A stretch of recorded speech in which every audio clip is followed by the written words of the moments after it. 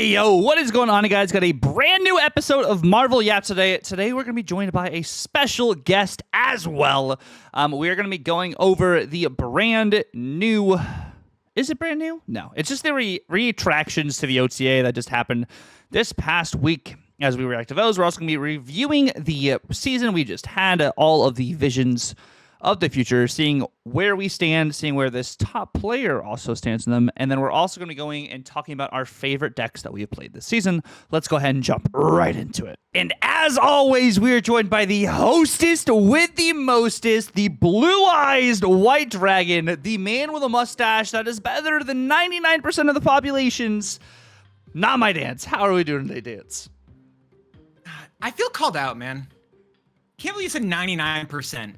You said 99. Yeah. And I understand why. But like 99?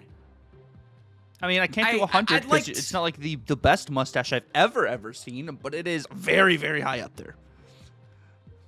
I think I'm just gonna have to stop us here, bro. We're gonna have to get the 1% on before we can continue. Can we get him on? Yeah, let me see. Is he here? Is the man, the myth, the legend here? Whoa! What? What? Ladies and gentlemen, the most esteemed cut quite clean that mustache. Ooh, 8-bit fan pixel guy. Former Gwenter, before he did become that pixel guy. 34 card Monty inventor. Winner of the Golden Gauntlet Numero Doso. Roram Place. What's up? That rhymed. That actually rhymed, Dance. I was not expecting that to rhyme. Like that, like literally was a straight bar. But before we get too crazy into this right now, we do have our topics for today, which are going to be, we're talking about tech reactions. The OTA just happened.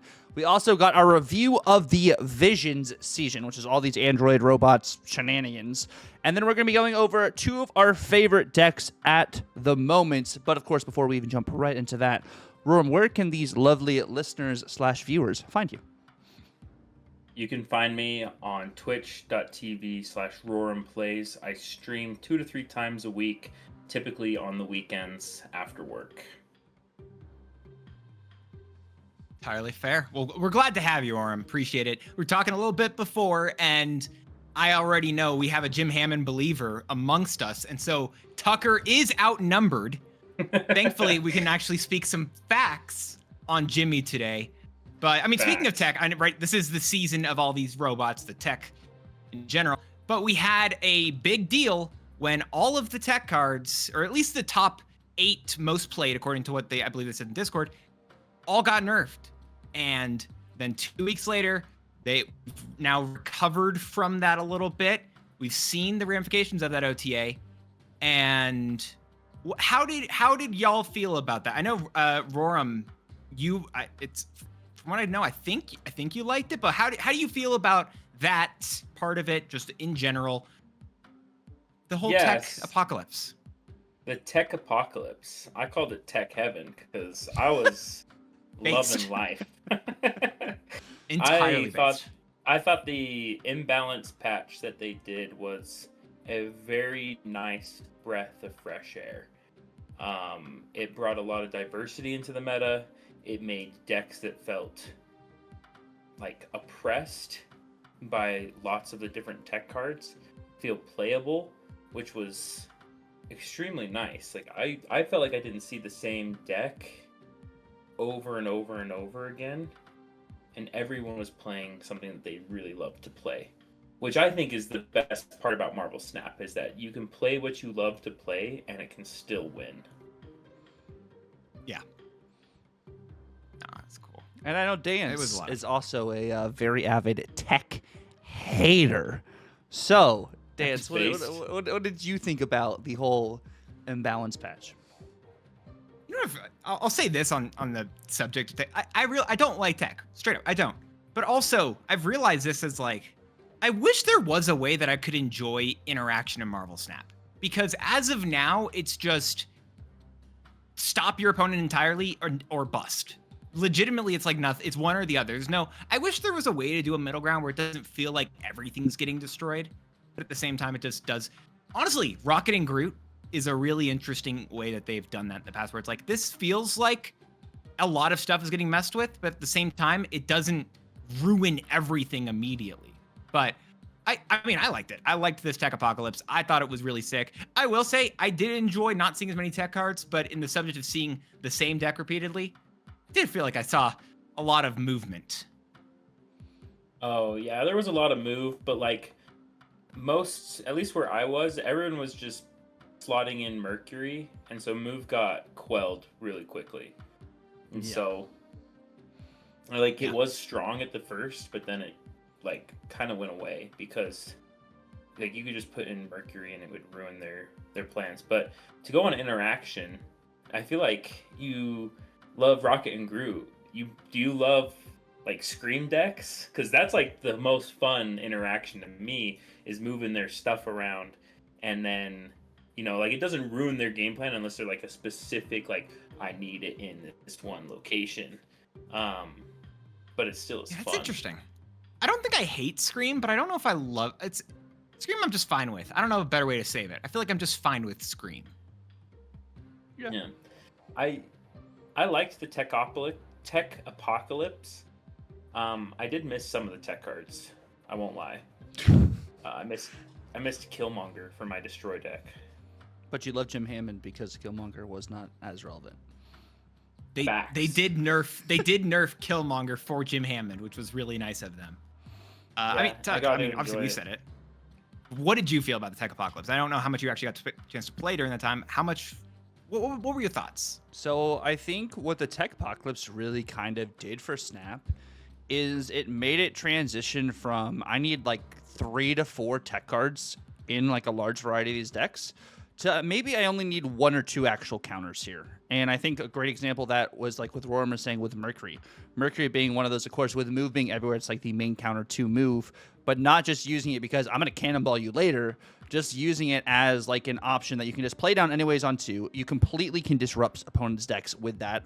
Or something even like Mobius. Like Mobius got some increased play rate as well as more cards were getting discounted. Of course, this was also going into a Warlock week as well too, where cards were getting discounted with Warlock. So that's of course an automatic kind of plug-in card for that, because like when new cards come out, you're going to kind of, if you want to climb, play the opposite of what people are doing with the new cards in order just to, win and be like the fun police. You're kicking over the sandcastles, intentionally. It's why I'm stoked for it's why I love the start of each new season, because there's like 4 or 5 new cards that come out immediately. And so people just want to mess with a bunch of those new things, all the new toys. And so there's not an immediate one deck, one type of thing you can run to counter everything. There's a bunch of options, and it feels so much fresher when that occurs. I don't know if that will be the case for this next season, though. No, not for this next season. Shadow King for everything. And Stardust. Shadow King and Stardust. And Stardust. Yeah. We're not talking about the zombie, which, by the way, the zombie thing did come out yesterday. The zombie dev video, which, I don't know. Yeah, it'll seem fine. The production on these dev videos, I just feel like, is just going downhill. They spent all the money from the production on this video on giving Ben Brode makeup. That is what they spent it on. Can I tell you what I think happened? Yeah.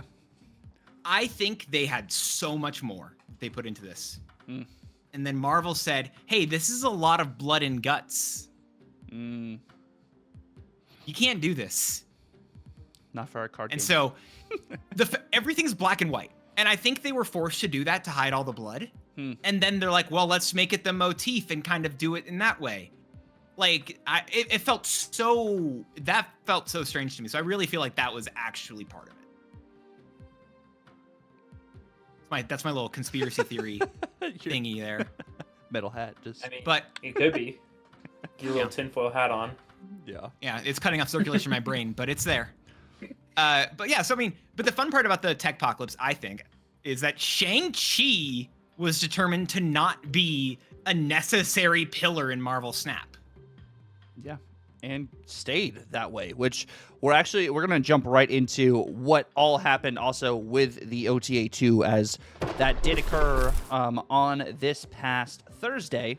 Like we said, Killmonger got reverted to being global again, so all the Jim Hammond enjoyers kind of pour one out. Maybe pour one out, because 07's in the comments. If anything, it's for Jim Hammond. crazy thing, I've seen more Electra than Killmonger post OTA, Yes, I have two, actually. which is wild. But I That's kind the- of still. That's opposite for me. I see Killmonger like every third game. Oh, really? There you go. Yeah, he's everywhere right now. I mean, I believe it, honestly. But yeah, Killmonger is. I actually do not like Killmonger's design. I don't like the whole board wipe just for one specific cost. It invalidates so many different decks. I do miss the global effect for yourself, but I do not miss the global effect for you and your opponent. So I wish there was a way that they could have designed it where it killed all your own cards, but then still only hit one lane, if that makes sense. I saw that. Or it was like, I also saw someone suggesting it was like Destroyer, where it only hits the other lanes and cards, something like that. But I feel like that's an interesting place, because also they're like, well, we want Zoo to potentially come back. Zoo still sucks. I don't know. I don't feel like there was any way that they could have done that. What do you mean Horde Zoo is coming? Yeah, Zoo's always going to struggle because it just doesn't have the points. Mm-hmm.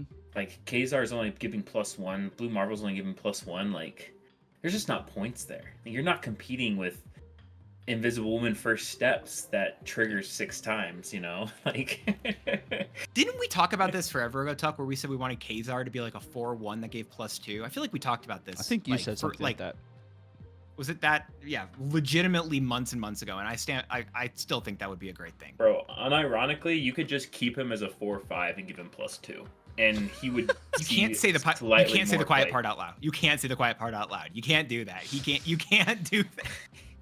He would still only see slightly more play.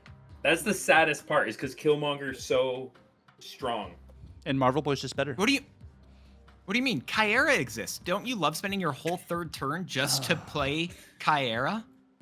I hate that argument. Does anyone, like, people are like, well, just play Kyera if you're getting played with this. No, I don't want to have to ruin my entire game flow just to have to play around this one dang card that exists. Well, arguments like that are always lame. It's like, I hate this one super strong tech card, Stardust, that completely destroys my entire Khonshu gameplay, and then they're like, well, just run Enchantress. It's like, thanks, bro. That's super helpful. Great conversation that we're having here. You know, like, one, it completely invalidates me, and I have to counter it in order for me to play my own game. No. Make Kyra 2 cost. Make armor 1 cost, make Kyra 2 cost. Armor 1 cost would be very interesting.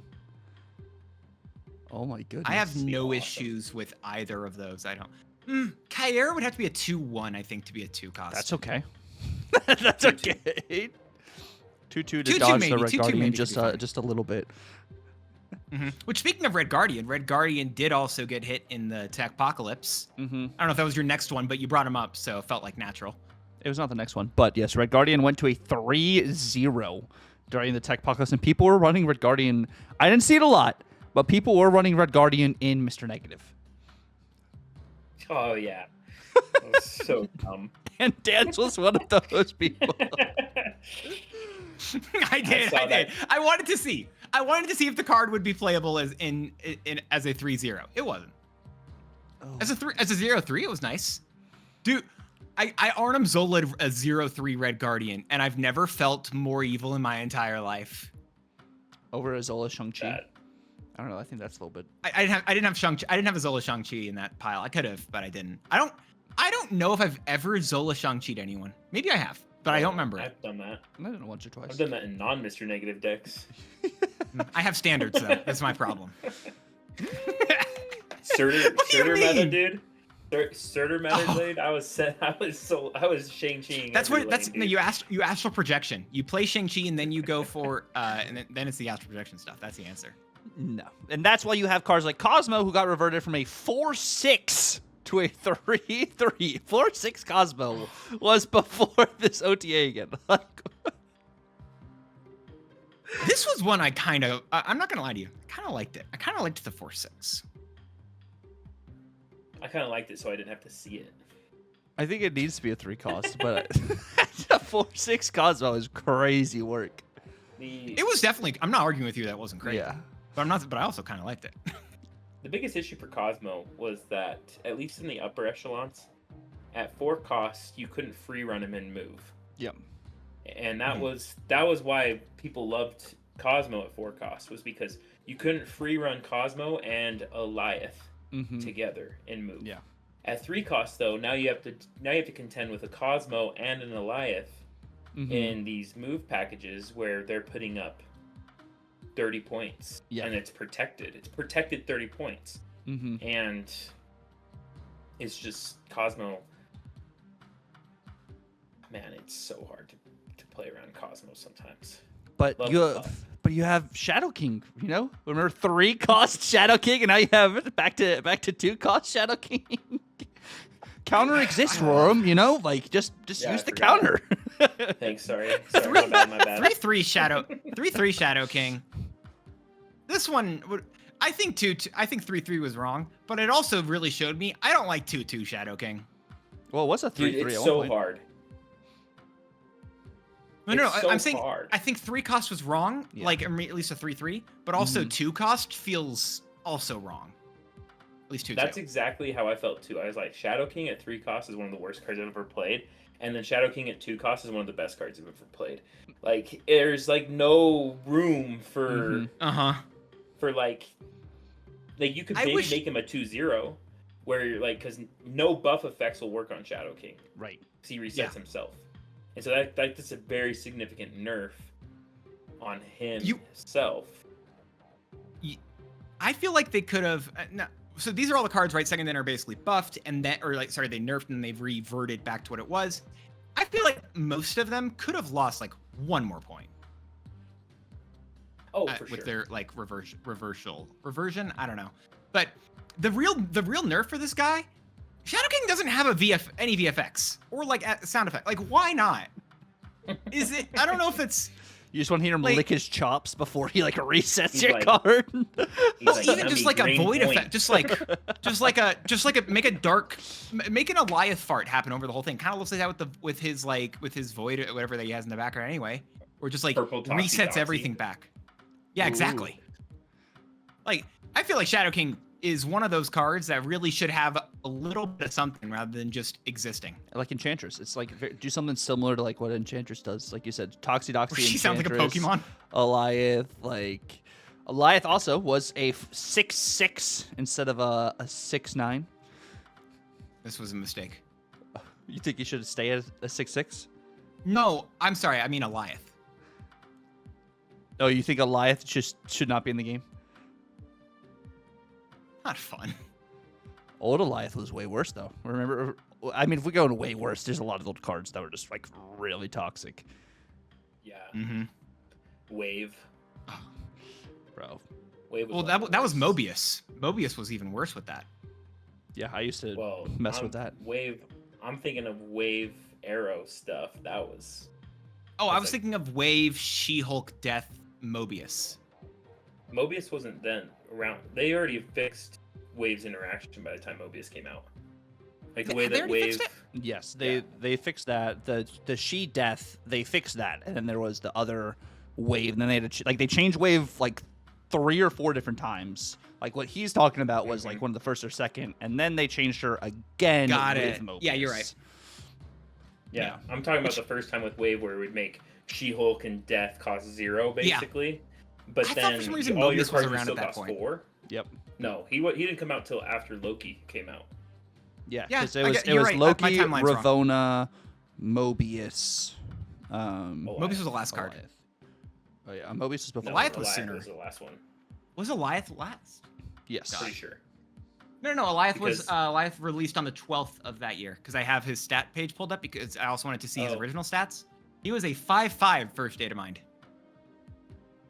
Yeah, that's disgusting. And it also destroyed all the cards. Mm-hmm. Yeah. He was gross back then. Yeah. I think Eliath is interesting. I actually like this Eliath. I wish he was a 6/7. 6/6 was too weak. 6/9 is too strong. 6/7 or 6/8 I would have loved because like there's more opportunity costs Mhm. evolving around Eliath, but I also do like the play style that Eliath allows, where it's like you can build up your whole board early on, and like it makes turns 1 through 5 more important, and then Mhm. you can protect it with Eliath versus just because like sometimes in this game, you're the whole game revolves around turn 6, which is important. Yeah. However, a lot of decks are built around invalidating all of 1 through 5 and then just winning on 6. And that's all it is. It's a whole deck. Like Sarah It's just Control. win on 6. Sarah Control, Monkey Bounce. Yeah. Like, and Mhm. those are awesome decks, but you don't want, like, Eliath protects you from those kinds of decks and allows your 1 through 5 decks to survive, which is why I like Mhm. Eliath. Mhm. The problem with those like 1 through 5s though is that I feel like it's also too easy. And this is what I noticed with Eliath at a 6/6, is that it feels like Wiccan just is like the only easy answer you can kind of do in order to set up your first few turns. Because I don't think we have anything in the game that builds enough of a setup on turns 1 through 5 that Eliath is worthwhile for the final turn. Erisham. Yeah, there's actually a lot of decks. You have Airshim, Move. Yeah, okay, sorry. Wiccan. Move I'll agree with. Move is the other one I think is fair. I disagree with Airshim again. Oh yeah, because you use it on 5, you don't use it on 6. My bad. Yeah, exactly. Oh, I actually Fine. mostly played it. I mostly played Eliath on 6 when I play Airshim. Because That's your turn 5 is meant for Thanos or Blob. Blob. Oh, Blob. okay. You're playing Blob again in Erisham? Yeah, he's so good. Oh. That is news. Yeah. I did not know Blob actually made it back into the list. He just barely did. Tuck, I wanted to ask He you. actually, I played a ton of, during the tech apocalypse, I played a ton of Airshim, and you know who was my MVPs? Strange Supreme and Blob. Strange. Because there was no Shadow King. Oh I right. tried playing the deck immediately after That's solid. they reverted it all, Mm-hmm. and I got obliterated. Every game I lost 4 or 8 cubes because Shadow King was so free. And I was like, dang it, Shadow King. Ruining my game plans. You could have just said ruining my game would have been fair enough. I don't know. That's true. But Tuck, I want to say you when Roram and I are kind of like not seeming as stoked on his reversals. I'm kind of seeing you being more like held back as if you disagree more. What do you? How do you feel about a lot of these then? I feel like some of these tech cards are like just necessary for the game. Not necessarily they needed to be reverted back immediately to their original stat points. But as fun as I like, to be able to like make sandcastles, I can make this combo do this, I can make this combo do that.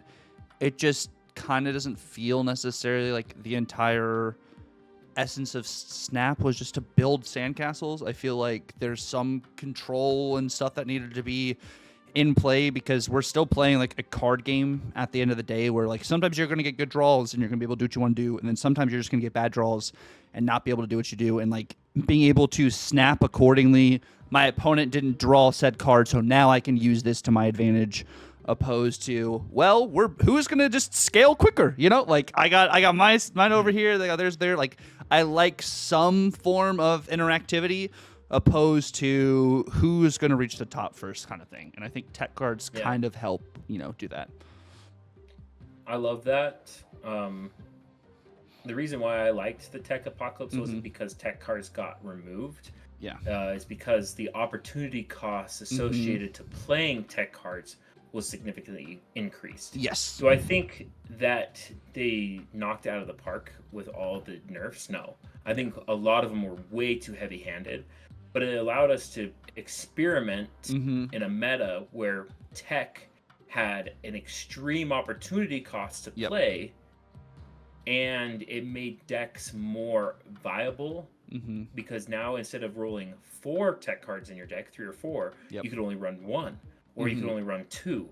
And now you had to be more specific with the way that you played your tech cards, and you had to be more conscientious of the tech cards that you chose, which is why I loved the tech apocalypse personally. Yeah, That's fair. Well, also I want to note we talk about all these tech cards. I don't know if I'm in the minority or not here, but like we need a different tech card for these end of turn cards opposed to Ghost. I feel like we need something different because end of turn we kind of got pushed under the radar for a while, you know, because it wasn't performing as well. Havoc got hit, so people weren't playing as much. People were trying, you know, the other shiny new toys. Of course, we are in the, you know, the peak right now of like recording this of like the Jocasta week where you're seeing just a lot of the end of turn stuff, but that deck was still performing well. So like that, and then I know Cerebro does, you know, have locations that also offset Cerebro and make it so, you know, you have to retreat anyways because you have a card, you know, more power than the Cerebro you're trying to do. But that's also kind of like a deck that kind of feels like you can't really interact with in a lot of instances unless you're playing like a deliberate counter. Like you're teching in a Red Skull in your Thanos to be able to offset Cerebro, or you're playing something like Titania to throw Titania over to the other side to offset something. Like those are like some of those like instances where I'm like, maybe we need a different. I don't necessarily want it to be super niche to those specific kind of decks. You know, like Ghost is, you know, super niche to I can only hit cards that are end of turn cards. And then we have Super Adaptoid. Yes, Super Adaptoid can hit, you know, these activate cards, but still like it's not, I don't know. I don't know if it's not enough or it's we haven't done enough testing kind of thing. May I interject? Yeah. I think having a specific tech card for end of turn isn't actually what you want. Yeah. And the reason why is because, as you can see with Ghost, having something that's so specific and niche doesn't actually see play. Yeah. And it won't see play. You want something a little bit more generic that can also disrupt the end of turn decks and the activate decks, which is why Red Guardian was like the premier counter to end of turn before. However, it only deals with one of the scalars. And then you have first Ghost Rider, who can deal with two of them, or two of the Cosmic, yeah. Thank you. Yes. Cosmic Ghost Rider, who can deal with two of them. However, he also doesn't always answer the problem that you have. Currently, the best way to counter end of turn activate decks is Super Giant. Right. Do we need a back row? I wonder if there's a world where it is like, because I think that's a really interesting point, Roram, where it's like it's because a lot of these are so narrow, and it's kind of the inverse of like what I feel like Jocasta. We'll talk about, I guess, you know, the whole review in a bit, but like Jocasta's a card where I feel like it's maybe even if it's not amazing now. I'm not saying it is or isn't, but even if it's not amazing now, Second Dinner is going to be releasing more activate cards as time goes on. So even if she isn't, you know, even if she's in top tier now, it's just a very open. It's like a Wong. It's like what you honestly have with Invisible in First Steps, where it's like, cool. And maybe it's not busted now, but it's also there's plenty of opportunities in the future. But then you have the inverse with Super Adaptoid and Ghost, where I think both of them, especially right now, we don't have a lot of things that care about these abilities, or not enough cards that do even care about these abilities. So yeah, maybe as time goes on, they'll be better. Or, there's a big difference between Ghost and Super Adaptoid in just complete playfulness. Yeah. Super Adaptoid steals. Yeah. And so you're going to run Super Adaptoid in decks that already have Jocasta, have other activates in it, so that you can use them again. It's the difference between like Rogue and like Echo, where Rogue, you can steal the ability, you gain the benefit from it, and then Echo is just a static effect. If they really wanted to hurt end of turn, they should have made Ghost one of those static effects where you play at end of turn here, it removes its ability. And on reveal is so weak because either one, the end of turn has already happened a couple times and they've already got value from it, or two, you have to tempo out a 3/4 and it's terrible stats. Or even a world where it was just like an activatable card and just said next, like until the end of next turn. Yeah. End of turn cards, like any end of turn cards that are played here, just have their ability to remove or whatever. Like, yeah, plenty of stuff like that. I think the thing that fixes Ghost the most is introducing more cards like a Tuma, where you have big statted cards with bad end of turn effects that Ghost can remove. I was thinking about that. Yeah, because it also works with because you and I were saying earlier that like Cosmo's a card where we were like kind of liked it at this higher cost, but also there's such a big opportunity cost. What if Cosmo was a card that you felt like you had to play early on in order to actually be able to use correctly? Yeah. Also, super adapted, by the way. If you do steal an activate card that has already been activated, you get to use that activate. Like it refreshes. Because the activate, it's based off the card. Yeah. Right? I found that out yesterday. I was just like, oh, that's actually pretty cool. But we do have more changes. Oh, yeah, true. Sorry. And those were all the ones, though, that got reverted from the Techpocalypse. I believe. I think we've covered all the ones that were reverted. Yes. We're missing. Oh no, we got them all. Yeah. But what were you gonna say, Roram? What was your final? I was gonna say, with activates, it is attached to the card. So even if you transform it with Cersei or Polymorph, and you get another activate, you can't use the activate if you already used it before. Gotcha. Which Glenn commented on in the Discord, I think, where he was all like, I don't know if this is like the most intuitive thing. Maybe it's something we revisit. That whole thing. But yeah, it is unintuitive, but it also makes sense at the same time. But it kind of hurt because I had a whole Cersei activate deck that was fun, but then when you're Cerseiing your cards into more activate cards, and you can't use their abilities. You're like, dang, that sucks. That's a dagger. Yeah, you're preaching the choir. Negasonic 4-cost, good. Oh, so good. Yeah, I like it at 4-cost instead of 3-cost. I like it way more just overall. I hate Negasonic. I hate this card so much. I love this change. This is just another one of the W changes from Second Dinner. I spent $6K on this card when it first came out, by the way, because you could use it with your cards. And I used it with Nimrod when it first came out. Did you play Nimrod? Did you do Nimrod Cerebro 5 stuff too? I did that Deathlock. No, I did not. Back when C5 was still like really bad. Like it was Nimrod, Deathlock, Negasonic. No, I did not. I don't know. When it first came out, Negasonic was terrible. It was so bad. Literally so bad. Except for I would love it now. I would love old Negasonic now. Yes. Because of Dormammu. Yes. Honestly true. It would actually be really solid with Dormammu, which we'll be talking about that here in a little bit, but we have 5-cost Enchantress, which I think is actually a dub. So good. The buff.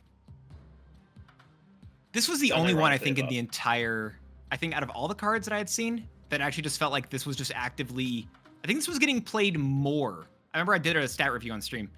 This card is getting played, I think, more at its 5/8 stat line than it was, I think, at 4/6 or whatever.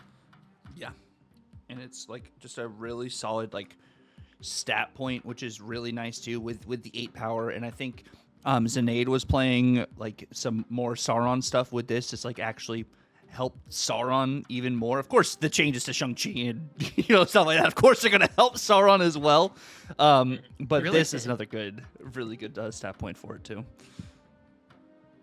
Yeah. Well, my favorite interaction with Enchantress was actually how when it buffed to 5/8, you could play it in Electro decks now, which is my favorite. Exactly. Yes. Because that's you the could best part. Electro into Enchantress, and you could, more often than not, you could actually try and catch an ongoing card or two with just Electro into Enchantress. It felt so much better to tempo out. Yes. Which was the nice part for her. And inverse to just having to blink it, so like you have just options and keep the power on the board too, opposed to like destroying it kind of thing. Enchantress at 5/8 made me wonder, what if they made all those tech cards just cost more, but then have bigger bodies?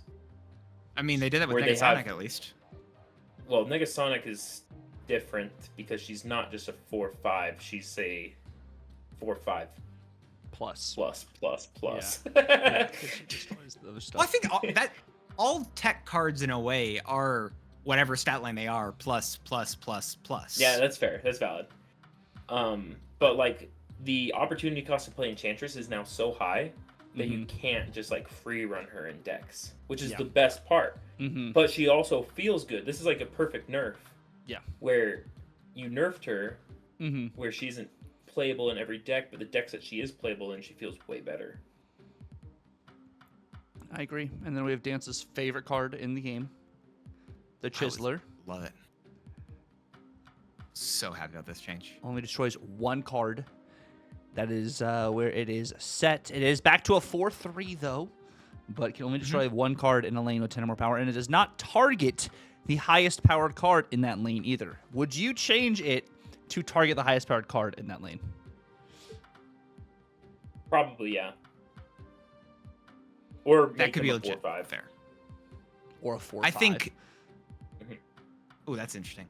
I will say, I'm gonna disagree with what you said there on it being set, because Second there did explicitly say that this is one that they don't think the community or anyone had enough time with this specific Shang-Chi change, and so they even said they're waiting until the next round of Golden Gauntlet, where they're gonna wait to see what happens with this guy and figure out if they even do want to keep it at this stat line. Which had a negative win rate in the other Golden Gauntlets at its old stat line too. Yeah. Can I be honest with y'all? Shang-Chi's been bad for like 6 or 8 months now. Actually, he's probably been bad this whole year. Just overplayed. And let's hope he stays that way. Well, he's just, even before, when he was hitting everything, the only value that you were actually getting out of Shang-Chi was locations. And that's what you lost. You lost the location value when he lost the ability to destroy everything. And so, like, I just think he's a bad card right now. However, I do think that he could potentially get better. As less people play him, the more valuable he becomes. Right. Because the less people are going to play around him. Currently, though, because everyone still plays around Shang-Chi, he's horrible. And I actually don't think you want a metagame where you can't play Shang-Chi. Because Shang does keep at least Surtur, not even Surtur, Scar. Surtur's not that good. Scar in check. Scar, Scar is so scary. Yeah. Oh, I think this was a great change. I liked it. I agree. I think it's a great change. I think lowering Shang's play rate is really good. When I was talking about my predictions for what the OTA was going to be, I said I thought this was going to be a 4/4 at the end of the day. In terms of stat lines with the same ability. I said that would be my ideal situation in which I said it was like, this isn't even, I'm not even saying ideal. It's like, this is what I expect because I feel like it's going to have to get some power back. But also, I wouldn't mind if it just, stayed at what it was before with the 4/2 with its current ability. But also, I liked the answer for a way to counter Shang-Chi being just commit harder into the lane. Which is, it was just an interesting way to counter the card that we hadn't had up until that point, where it's just like, oh shoot, I'm gonna lose this lane. What if I just said no? I'm gonna win this lane harder instead. Like, I don't. It was just fun. I liked it. Yeah. I've been doing that a lot recently. With I've been playing a high evolutionary double Hulk deck, and I put both my Hulks in the same lane every time. Because I know I'm always playing around the Shang-Chi, and I just put both Hulks there. So the Red Hulk and the big Hulk. And I've gotten so many 8-cubers from them Shang-Chiing one of my Hulks. Because they just assume they're going to win that lane because they play Shang-Chi. Yep. That's exactly what they do. I want to ask y'all, so we talked about all the cards that actually got hit right in this tech OTA. What do you think, on the other side of it, what would you say, maybe based off that information, maybe not, what would you say is the best deck in the game? Right now or during the tech apocalypse? Yes. Okay, so both. Move for both of them. Yeah, I'd probably feel like say move or end of turn. I think end of turn. I know end of turn is still like more draw specific than maybe move is because there's a lot more enablers for move. But the end of turn, especially the end of turn running Mercury for the move decks, I think is definitely up there too. Yeah. I was going to say, I think the other one that kind of felt like it was more ignored because when all the tech cards got nerfed, there were 4 tech cards that were everywhere. We had Juggernaut, Mobius. We talked about Mercury a lot, and then Stardust, who actually lost a point in the OTA where all these tech cards got reverted. And I think it's interesting to see that, and I would actually say that I think Mr. Negative is potentially one of the best decks in the game because of that. I think Move is potentially slightly above it, but you both have already said it, so I'm going to say Mr. Negative just to be slightly controversial in that bit because I think it's a really good deck. I must be on a different level than y'all because my second best deck is Supergiant. It goes Move then Supergiant. Supergiant right now, like especially this week, like Supergiant's play rate has increased a lot too. Yeah, Supergiant has always been just a meta sleeper, but it takes the biggest issue with Supergiant is that people don't know how to play Supergiant. It is so. Even I suck at playing Supergiant, and I want to be good at it, but I'm so bad at it. And I think that the people who play Supergiant are crushing with it, and they're just farming. However, Stardust, low key, I hate Stardust. I hate its design, but it was bad at 4-7. I don't know why it lost a point. I'm gonna be honest with you. It was bad at 4-7. There was a whole meme going around with the main top guys where they were just running vanilla Thing in the Safety Blade Stardust list. The end of turn that was Stardust the list. reason? Yeah, they were running vanilla Thing to show how useless Stardust was in your matchups, and the vanilla Thing version performed better than all the Stardust versions. That's actually hilarious. I didn't know that little bit of trivia. Because I played against a few of those, and I remember seeing that like, why in the world is this being run? No, that's actually incredible. That's actually I didn't know that. So that is some really that's some good lore. But I feel like I ran into so much like Agatha Hella stuff that I was like, okay, and where I'm at, I was like, Stardust makes sense, but I would have assume the higher up you go, people are not playing that. So like, Tuck, I think you and I are like for it. I bet there's like a specific gap right from where you and I, because I think you and I are around like, I feel like 500-ish. I think so. Not this. I'm not there this season. I was there last season. Okay. Yeah. All right. Well, we're around, I'm saying we're around there. And I feel like I agree with you that has felt really good in answers to the Agatha Harkness Hella stuff, which I like that stuff as well.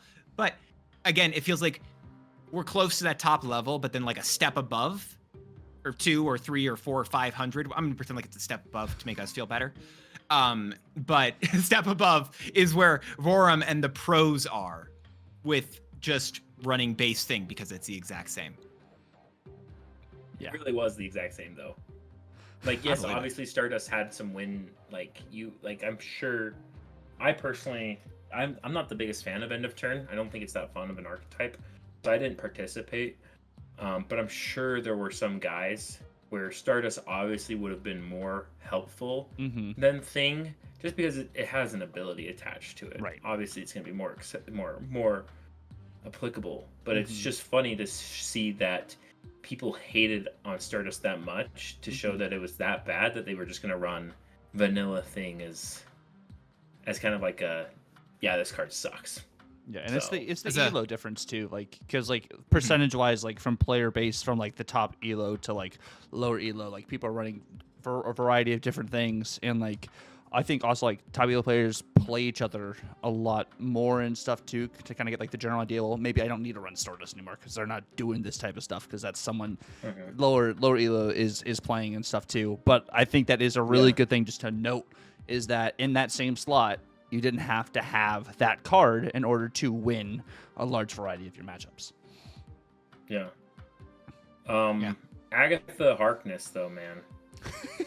Pour one out. I'm happy she got nerfed. It was an interesting thing. I like. She wasn't just terrorizing your guys' elo. Tommy was cooking with her, like Tommy, Danish, all these guys were cooking Cougar. with Agatha. Yeah. Oh man. I think I don't know if I enjoy the 2-power nerf. I'm always a proponent of just keeping the power high, but then making her draw back again, like where she had to play every single turn. I think the reason being is that they don't like changing the text on cards as often because you have to tap into the card to see that every single time, whereas the numbers are in your face. Yeah, I understand that. I just think that's just the nerf I would have wanted, because That's fair. It makes, like, back in the day when you had to play when you wanted to play Agatha, you had to be very specific on the way that you built her deck and how you could run it. Now you can just kind of free run Corvus and not have to worry about it because you have control on turns 3 and 5. Yeah. And you can control where the Agatha goes. So we were talking a little bit about this again, pre-yapping before we actually started recording, and the conversation came around to Redshift being more of a problematic card, specifically regarding Agatha as an enabler. Yeah, and I thought that was Redshift's I think I love the card, but I think it's an interesting problem to say, like, the card is cool, it's awesome, it's really, really good for this. Just like First Steps Invisible Woman is really, really good for like Athena Havoc. Like there's just some cards that are just necessary to really like elevate like a style of play. Yeah. Kind of thing. I have a point about Invisible Woman First Steps, and I'm not saying it until we get to our review for this season because I don't get something with it. I'm gonna hold that. Well, yeah, I think Redshift was we were joking about it when the Galactus First Step season came out. We're like, Redshift's the best card of the season, and I still think that's true. Like, he's just so good. We said Redshift, then Terrax, and I think that the Series 4 cards, man, they're cooking. They're cooking with them Series 4 cards. Week 1 too, by the way. Those both came out same week, same time, and everything. Terrax needed just a little bit more time in the oven for people to figure out his lists and realize how insanely good he is. And Airshim came back. Airshim and Thanos came back, so that also helped. That's my fault. A little bit. That's my fault. I take responsibility for that one. That's my fault. So that helped. Now, also, Colleen Wing went from a 2-4 to a 2-3, which I think was kind of warranted, because like when you think of like that 2-4 2-5, there's like some sort of downside to that card, where the downside with this is you discard your card that has the least cost at the moment, concurrent costs. And now it made a new style also of Cerebro. It's also going to work with potentially some of these other cards coming out next season. I think it was kind of warranted. I don't know necessarily if I would... I think I would have probably hit this before some of the other cards, but I think it was fair. I think they had to hit something in discard. Yeah. And this was the easiest thing to hit. Yeah. Do I actually want... I actually didn't like Calling getting hit. I actually would have hit Blade first, unironically. Really? Yeah, I think Blade... I don't like that you said that. I think you're right, but I don't want you to say that again. I understand that Blade's one of my all-time favorite cards, dude. I have rank 30 mastery on the guy. I love him so much. Let's go. So true. However, if you actually wanted to nerf discard, you had to hit Blade, because Calling Wing really isn't like that prominent of a card. So it's like a very minor nerf. It's not as stapled as like Blade. You see Blade in the larger array of any style of discard than you do Colleen. It's kind of like the thought process. That makes sense. Mm-hmm. Yeah, that's potentially a really fair point. But it's still a good nerf. What about Mystique going to a 3-1? Bless up. Bless up. Best nerf. Best nerf of the patch. This is one that I had to ruminate on before I really was like, okay, I'm actually really down with this. Again, it kind of going into what I said about Mr. Negative being a really... I saw everyone's... Before the OTA went live, I saw everyone saying like, oh, Jane Foster should only draw 2 cards, or Jane Foster should not draw modified costs, or yada yada. And then second inner dropped this 3-1. I'm like, all right, no, this is why they cook. This is awesome. Yeah. I still think Mr. Negative's too good. Agreed. Yeah, but good change. But I like this change. I like it because it makes her better in ongoing decks. Mm-hmm. Because which she was already the weakest card. I'm not gonna lie, she's the weakest card in ongoing decks. And so giving her a point of power makes her exponentially better. But then it also nerfs her in Mr. Negative, which is like, what a great change. You buff her in a huge amount of decks, then you nerf her in the main deck that you want to nerf. And it's so cool. It's like the Enchantress change. Yeah.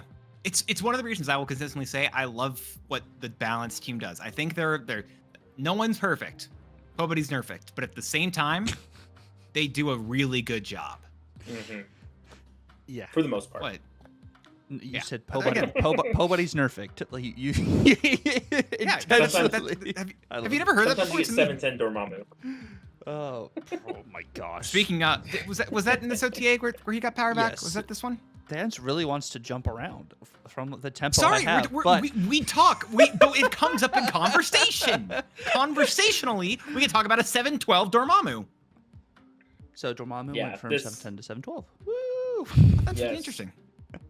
He got a net +1 power. Because he started at 7/11. Yep. Went down to 7/10, and now is back to 7/12. However, he does have the buffed buffed spell. Mm-hmm. Yeah. I am going to claim this right now. I think I'm probably the person who has the most hours on Dormammu at the top of Infinite. I've played over 700 games with Dormammu. It's either you or TSK, but you probably have it. I don't know who TSK is. Toxic Soul Toxic Soul King. Sorry. Oh, okay. Based. He's no. He amazing person. Shout out to Toxie. But I have. Please, I don't have his stream open on the side. I have over 700 games with Dormammu.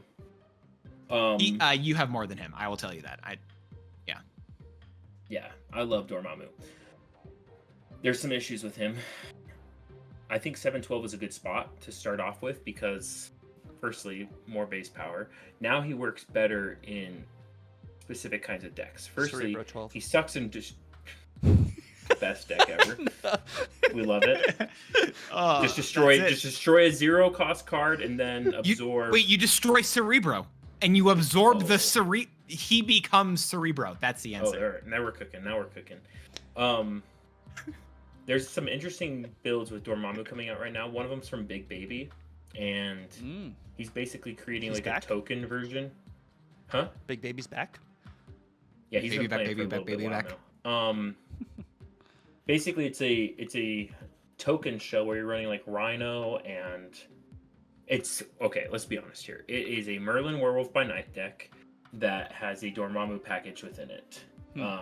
I've seen a similar one of those with like Mirage and stuff. That's actually one of the Victoria Hand version. No, isn't not it? quite. I'll share it to you in a second. But it's fun. But basically, Dormammu, the 2-power puff is extremely significant because, firstly, 2 power is huge. Now it can help him win his lanes easier. And now, because he's a 2-cost spell, he becomes a prime target for Juggernaut 1 lane, 2-cost spell the other lane, and win. So you make it more techy, so you can, solidify your games better. Yes. Gotcha. That makes sense. It's just, you kind of, the 2-power puff allows you to run more tech. Yeah. Because now you have a stronger, base to work with, where you can win the other lanes easier. Because before, when he had 10 power, he just wasn't getting very big. No. He just really wasn't. And obviously, 2 power is it's only 2 power, so he's still not getting as big, but he's getting big enough to win. Yeah. And I love Dormammu too, so I need to test some with these lists too, because I was playing the Hydra Bob Dormammu instead of Bucky Dormammu to start when he first came out, and I was having more success there just because I was getting a destroy earlier, and I was running the Deadpool version where Dormammu is just an extra benefit. which I still like that version. And then what Jet's been running with, of course, it's Phoenix Force, but it's like it's got the Nimrod package and stuff. But like you're pouring so much into being, I think, more greedy than like what you're saying. Like with the Merlin Werewolf side, you actually have this as not just a side win con, but more maybe a minute kind of option, but you're relying more on like your tech and other stuff you've built up before instead of just pouring into like Dormammu, really. Yeah, like your main win con isn't Dormammu at that point, it's Werewolf by Night. Yeah, exactly. Which is a much, much stronger points package than Dormammu. I love that Werewolf by Night came back with Dormammu, by the way.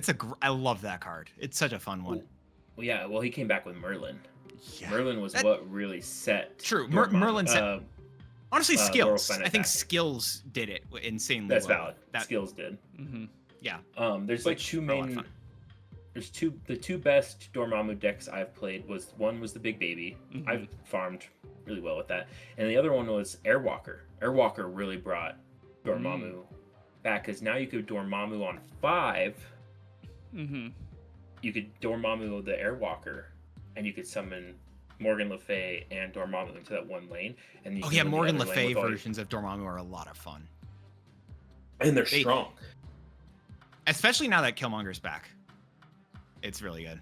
Yeah, it's just a combo-heavy deck. Like, I mean, the Dormammu's kind of built that way, and those packages to be more combo, centric with like, I mean, Morgan Le Fay is a combo deck, like, and with like the Airwalker, which helps with that, getting the Morgan Le Fay like out on the board and stuff, which is nice.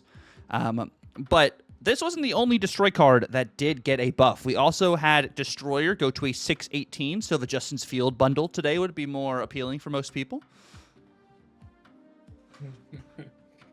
Oh man, what are your guys' thoughts on Destroyer, man? I saw some people coping. It's time for Viper Fenris again to be able to put him on your opponent's side of the board for him to destroy all of their cards. Like the old. Is that a video that you're uploading right now? I don't see it on your. Let me just check. That's an old clip. Dara posted something like that. Okay, well, I was checking. Oh, Husky did. Roram, have you been checking youtube.com/@Tucker? Because that's where I check for all my latest deck guides. Honestly, that's the only place I check now. So yeah, it's a really great place that you can see so many different deck guides. Literally, I won Golden Gauntlet 2 because I checked there first. That's a direct quote. So if you all want to win Golden Gauntlet, new third round of qualifiers start. I think. Next Saturday, oh my goodness. According to Roram Plays, the winner of the second Golden Gauntlet, you have to go over to youtube.com/@Tucker, which if you're watching this, you're already there. So make sure you go down below, like and subscribe. Hit that put it, and also Tucker's in other places as well. Go check out his Twitch, check out his Twitter, check out his Tick and the Talk, all those places. He's an absolutely great individual, puts out great content, great deck guides, great in-depth breakdowns into a bunch of new cards. And he wins Golden Gauntlets. Again, this is not satirical. He wins you Golden Gauntlets. And if you don't like and subscribe, you'll face only Cerebro 3 for the rest of your days. And you don't want Cerebro 3 or Cerebro 2 worse? Cerebro 3. Oh. I hate Cerebro 3. Gosh, I hate that deck. Y'all better go right now. Oh man. Oh my gosh. Destroyer is one of those cards that they keep buffing, but they ruined when they changed him the first time. If they ever undid it, I would hate Asgard Besieged as a location. Is my problem with it currently. I agree with you. Asgard Besieged would become a way worse location. But it's still a super rare location, right? I'll check the rarity. I don't think it's that. I do not believe it's super rare. It probably is super rare, but it doesn't feel super rare. The problem with Destroyer's on the same level to me as Electro.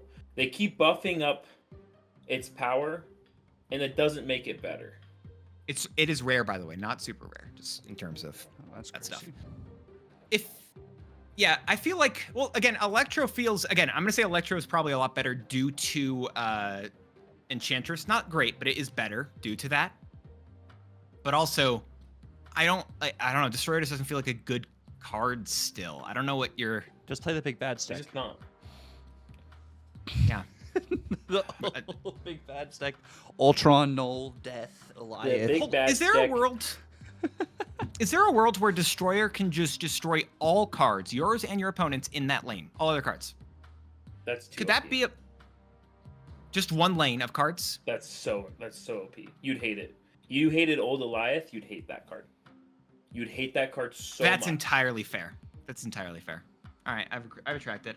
I don't know. I'd like it if Destroyer was playable. I like the Same way, animation. same way I If want you- Saber too. If you destroyed Well, it would the be whole fun. lane, if you destroy the whole lane, then your Marvel Snap devolves into I lock down one lane with Storm or Profex, and then I insta win the other lane with Destroyer. Yeah, all right. I retract my desire for that. Formally retracted. Formally retracted. Off the The record, Your biggest Honor. issue for Destroyer is that the synergies that he used to have, where you would play Destroyer, are kind of gone now. Where you could destroy the whole field, and you could summon all your Nimrods, and you could summon your Buckies, and stuff like that, which is what he was only playable in. He was only playable in those decks before, and now he's not playable in anything. Yeah, my So like you Profex removed him Warpath. from the GOAT, the best deck. Spectrum Profex, Destroyer. Warpath. Thank you, bots, for the generation They still, generational runs that you guys are running. they're still. Don't worry, they're cooking, dude. I was playing against Joe. All right, Joe's cooking. All right, there's no way he's not. Dude, Joe farmed. I ain't gonna lie. Was it this season or last season? I think it was last season. The Galactus First Step season. I had the worst pre-infinite climb. Oh no! That was this season. I had the worst pre-infinite climb of my entire life this season. I lost more to bots than I did to humans. Cheater bots, man. Cheater bots. They said there's no more cheater bots, but they can't. They're just. You know what? It's worse that they say they're not cheater bots, because then what they say is they're just good at the game, which just means we suck, and I hate that. Why is that the answer? Like, why is the answer they're just better at the game? You're just saying everyone you've just coded something better than me. You're just trying to put it. No, let me say cheater bots. Come on. yeah, I don't have the cheater bots where they hard run demon in their deck anymore, but I forgot about those. the hard run demon decks those ones were fun. But yeah, You and I have got different definitions farmed of the word by fun. bots this season. Well, you know what is fun, Dance? This card right here. Awesome frickin' Andy. Which, by the way, I don't want to, just, speak out of turn here. But in case you guys did not know, Awesome Andy is one of Not My Dance's favorite cards in the entire game. And if you guys wanted to see some awesome content, I would check out Not My Dance's YouTube, Twitch, and Twitter as well, all under the same exact name, Not My Dance, as he puts his hood on because he wants to look like Awesome Andy right now. But you definitely check out all of Dance's content, which will be down in the description below, whether that is OTA breakdowns, patch note overviews, deck guides in general, or just a large array of variety content as well. Definitely check out Not My Dance's content. And then Roram said there is actually a tier 0 Awesome Andy deck out at the moment, I believe. I didn't say tier 0. I'm pretty sure you said tier 0 right after you said that I they said- would only I win said the Golden Gauntlet if tier- they subscribed I to said Tucker. tier -1. Oh. Oh, so it's better. Oh, it's better. Got It's it. better. It's the higher epsilon tier. Got it. Marvel Yap It's- formally apologizes for incorrectly quoting you there. We'd like to retract Thank you. that. I appreciate that. No, there's just a really good, awesome. It's actually mostly a Viv deck, Viv Vision deck, which crazy. She's terrible. But she's buffed. 3/3. good. She was horrible. But basically, it's just like a gain early prio with like Lizard, Bob. I can't remember the other cards. Kate Bishop, Gladiator. Kate Bishop, Gladiator, thank you. Agony, Shaw, Um, and Andy Herbie. Clea. Clea, yeah. Clea, Andy. Herbie. It's just a very interesting deck. 'Cause it's like a small ball deck. There's not any. I don't think there's any cards that cost more than 3 in the deck. And it's just I'm gonna buff all these little cards in my hand as much as I can because I have more power than you at the beginning of the game. It's like the ultimate like, hey, 1 through 3 matters. I'm playing for 1 through 3, and then my 4, 5, and 6 are gonna be figured out because of my 1 through 3 game plan, which is cool. That's a cool game plan. I like that a lot. And it's just a Viv Vision deck that just buffs up your cards as much as you can, and then you just spam Clea spells in the Viv Vision lane to keep that Viv Vision in that same location, buffing your cards. But Awesome Andy is a lot better than 2-1. 2-2 is immediately more playable.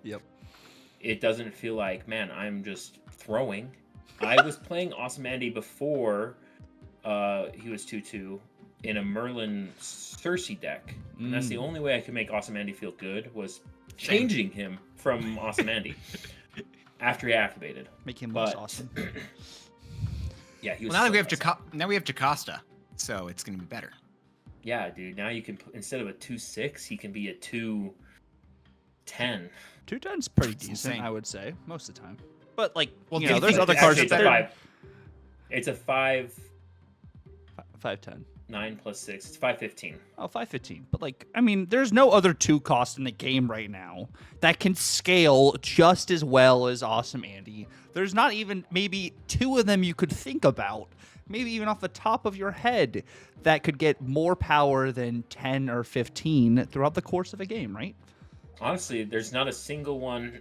I don't even think a single 2-cost card can actually get above 2 power. I actually don't believe so. So that's why Awesome Andy is actually here to break the game. But up until Signature broke the bank here with the other activate buff with Lockjaw. It's true. The Lockjaw change. The Lockjaw change is massive, right? Going from a 2-2 to a 2-3 activate, like it's again the generational run, as we've been saying, the generational run of these 2-cost activators. It's gonna be insane. I actually love this buff. I do think it's good, but also I don't think it's gonna matter. I actually think it's extremely strong. I think 2-cost Lockjaw was already really strong. Like 2-2 Lockjaw was already really strong, and I think 2-3 makes him much more playable in more decks. Why Lockjaw look like he's got them pecs? I've never noticed his pecs before. But like, I mean, apparently he does. Bro's carrying Crystal around, teleporting her everywhere, bro. I get, you know what? Fair enough. All right, my bad. The thing with Lockjaw was that like, this is the issue with most 1-cost and 2-cost build arounds, is that you have to build around them, and that kind of sucks. Especially 1-cost. We can go into that when we talk more about Jim Hammond. Best card of the season, yeah. One of them, if not the best card of the year. Can we why should we say year? Let's just go best card of the decade, probably. Doesn't even need to be limited to Marvel Best Snap. card since inception of Marvel Snap. I wasn't even limiting to Marvel Snap. I was saying best card. Period. Just say it. Yeah.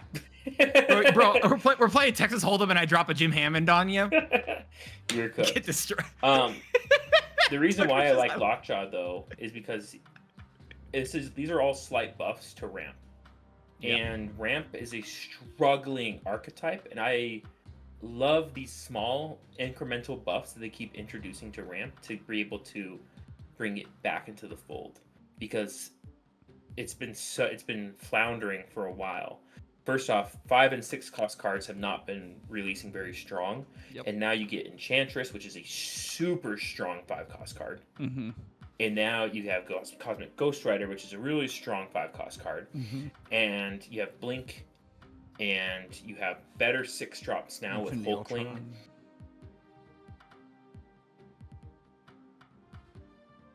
Infinity Ultron?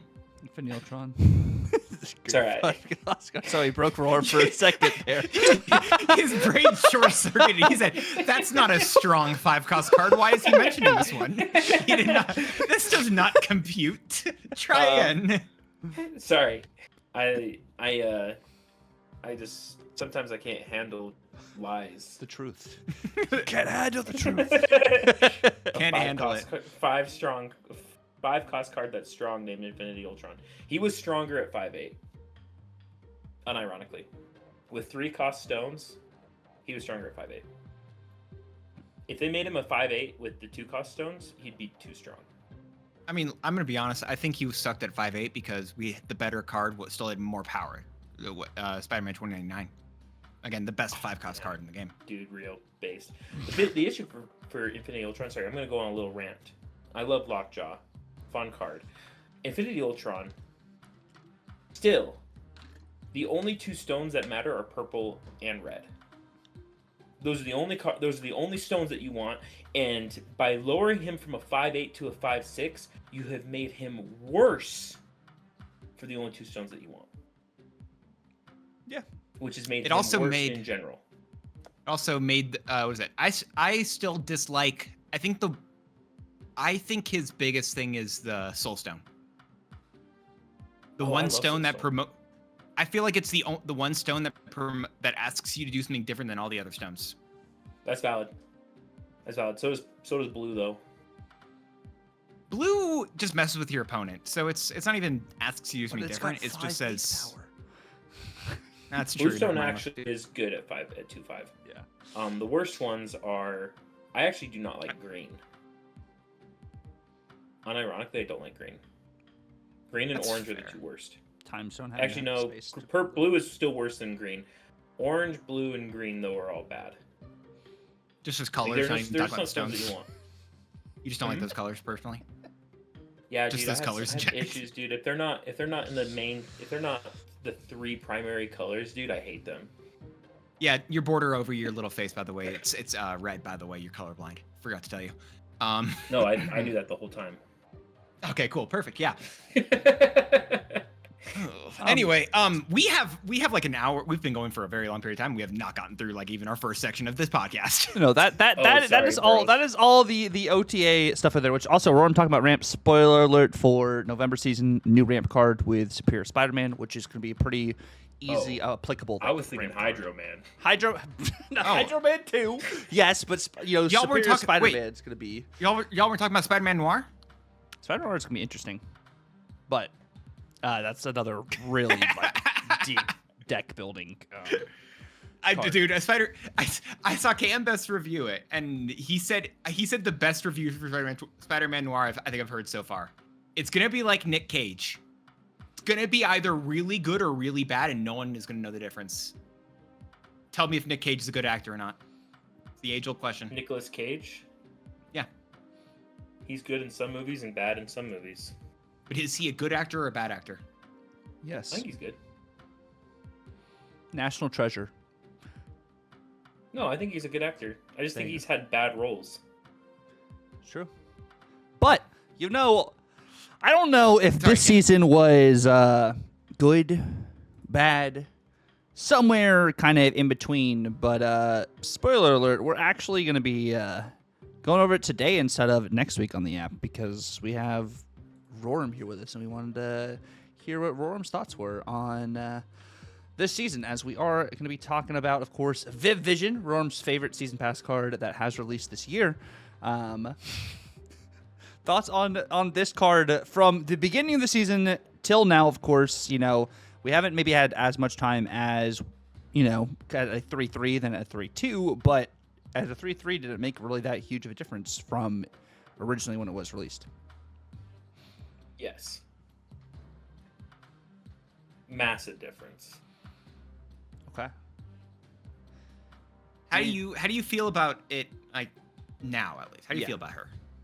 I think it's a mediocre card now, Okay. instead of being actively bad.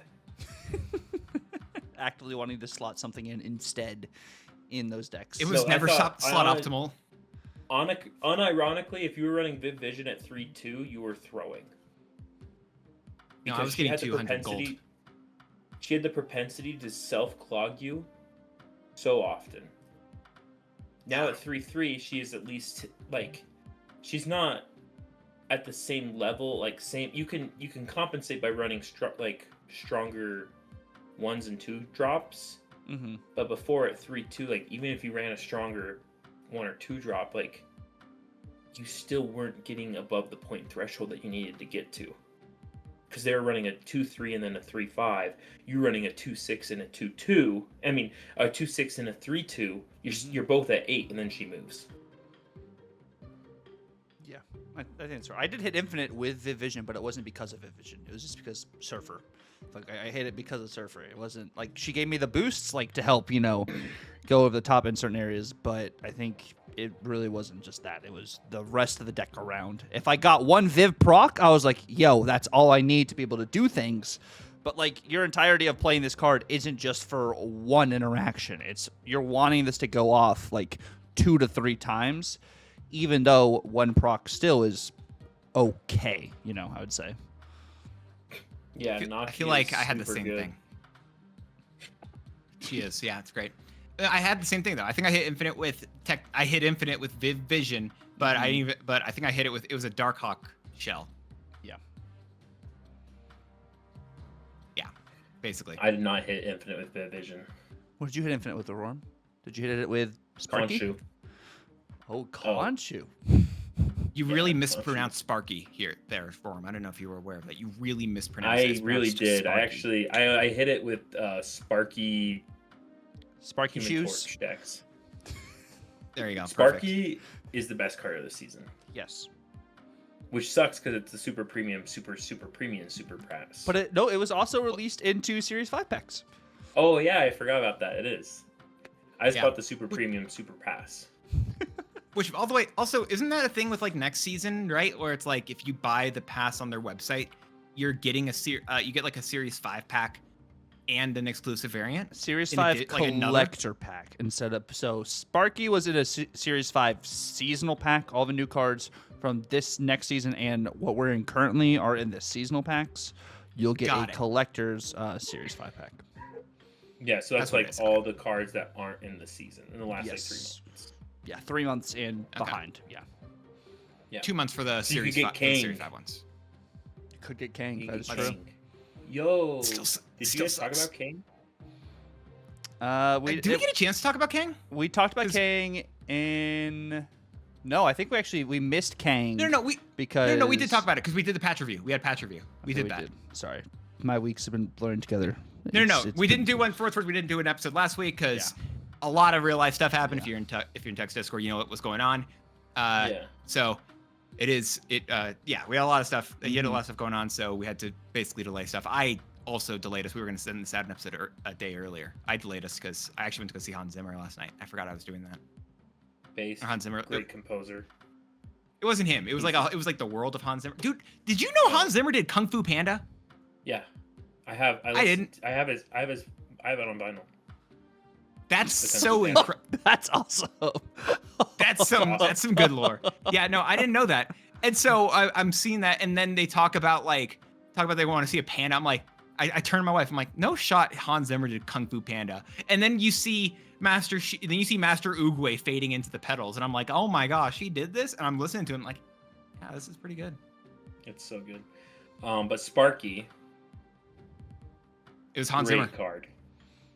Sparky is the Hans Zimmer of Marvel Snap, dude. They're gonna change this to +2 with like the next have to. OTA, right? They have to. He's too strong. I want them to. I don't think they will. I mean, you saw Oh, Fantasy. and I'll tell you why. It's either that or you nerf Torch again. I don't think they will, and I'll tell you why. How long did it take for them to nerf move bounce last time it was super prevalent in the top of Infinite? It took them like 2 months, I think. Fantastic car. They don't nerf around the top of Infinite. They nerf. Yeah. But Sparky isn't good because of move bounce or Heimdall move. Sparky It's good because is of Tribunal. because of Tribunal. And But also, that's And like, that, November's move cards are gonna be insane. So like, but like this. legitimately, the Tribunal version isn't. I don't think it's doing insanely amazingly outside of Top Infinite, according to public stats, which is why I don't think this card is going to get changed for a second. I think it should. I want to it say I do was. believe it should. I thought it At was least doing according really to, good. I can pull this up here. What are Sparky's latest- stats opposed to just Tribunal Probably stats. God tier. I'll pull that up in a But second. like I'm thinking 55% of just like win rate. there's a skill coming out in November. Of course, it's data mine subject to change called Web Sling, which is literally a Madam Web skill for single turn. Like It's old Space Stone. yeah, it's literally old Space Exactly. Stone, but doesn't take up the board space. Like it's gonna be like there's that, and then of course there's the Prowler's skills as well. Like move's gonna continue to just get better and better. So like learning move now, which is something we may talk about later, is something I would suggest doing. Which, by the way, is complete sidebar. I know we're talking about Sparky and stuff right now, but if you guys do genuinely want to like improve at this game and learn tips and tricks and just watch someone who is genuinely really solid at this game, please check out Roram's content, which will also be down and linked in the description below. He is streaming, like he said, twice to 3 times a week, mostly on the weekends, which weekends we normally have some pretty good free time. So definitely would want to tune in and check out Roram's stream. He is pushing for 1,000 followers on Twitch, so if we can help him reach that, that would be absolutely amazing. But definitely, please, we'll be talking about this again later because we cannot go an entire video without getting all you guys to follow Roram because, like, genuinely, guys, incredible content. Really helps you learn the game. I've learned so much. He's won tournaments, like one of the biggest Snap tournaments ever. He won that. So definitely check out Roram's info, which will be down in the description below. Thank you, Tucker. But yeah, so Sparky out has in top 50% of Infinite since the latest patch has 0.17 positive cubes and a 51% win rate. Okay, what's it? And the So- popularity? Popularity 4%. Okay, so he isn't as popular as like when we see Sparky. Like we're like, okay, well I'm screwed Yeah. if I don't have tech. But That's he's not why I everywhere. think. But here's the thing. That's exactly why I dislike it. But it's like the bad feeling that right. It's sitting behind me. I'm like, I don't think they're gonna touch it because the spot where we're seeing this card so often is not reflective of the general player base, and might mean that we won't get this card nerfed, or this card won't get nerfed. And is I don't. that past again, 30 days or is that past week? past patch. So whenever the last patch was, Can you so do it's been a last little 30 over. days? Yeah, It's I can gonna find be that. worse. Wait, you don't want it to was last 30 days It actually was worse. Yes, Okay. it was worse. I because can it just say has that. bot. You'll have bot stats too, right? Or no? But yeah, Or are you only doing it? well, no. So this is a robot. I'm only doing infinite, but it had worse Okay. stats. Okay. But it also is a robot. So there you go. But legitimately, it was. So it was just doing better then, so I don't. I want this card to get changed. I really want it to go to that +2, but I really do not believe it will, due to the fact that Second Dinner does not balance off of top infinite. Am I weird that I don't want Sparky changed, but I want Human Torch changed? I want Human Torch going to 3 too. I want Human Torch to only double once per turn. People have said that. I don't Once know if I per like turn. it, but people. Oh. The issue with Human Torch is that you can move him 4 times in a single turn, and then he doubles every single time. Like, I'm not saying you're. like, I'm not saying that that's gonna. I don't hate it. I don't believe it happened. no, I don't think it'll happen either. But I would like it. It's the same thing with Agatha. You know what? But Fair. my experience is not going to be what is good for the Marvel Snap community, and so there's a reason why they don't balance around Roram plays, because otherwise Khonshu would be at the end of freaking 628. And So- be 50 card No, that's Monty. fair. No. That's fair. You'd be 50 card Monty. Yeah.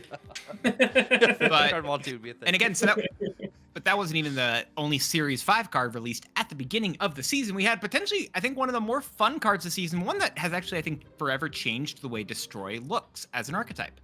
Yeah, Moira X. we had Moira X, which I had so much fun with this card until I found out, like, they patched this, of course, but like your opponent could see what cards you were going to draw. Like, I was climbing with this, and then people caught on, oh, I can actually click on them Moira, and I can actually know what they're going to do. And like, Well, they fixed it. They fixed it, yes, but like day one, I was climbing really, really well, but then the later I got into stream, people knew what was going to happen, so I would snap into, I'm getting Victoria Hand back. They don't know I'm getting Victoria Hand back, and then I would just, my cube equity just went down the freaking drain.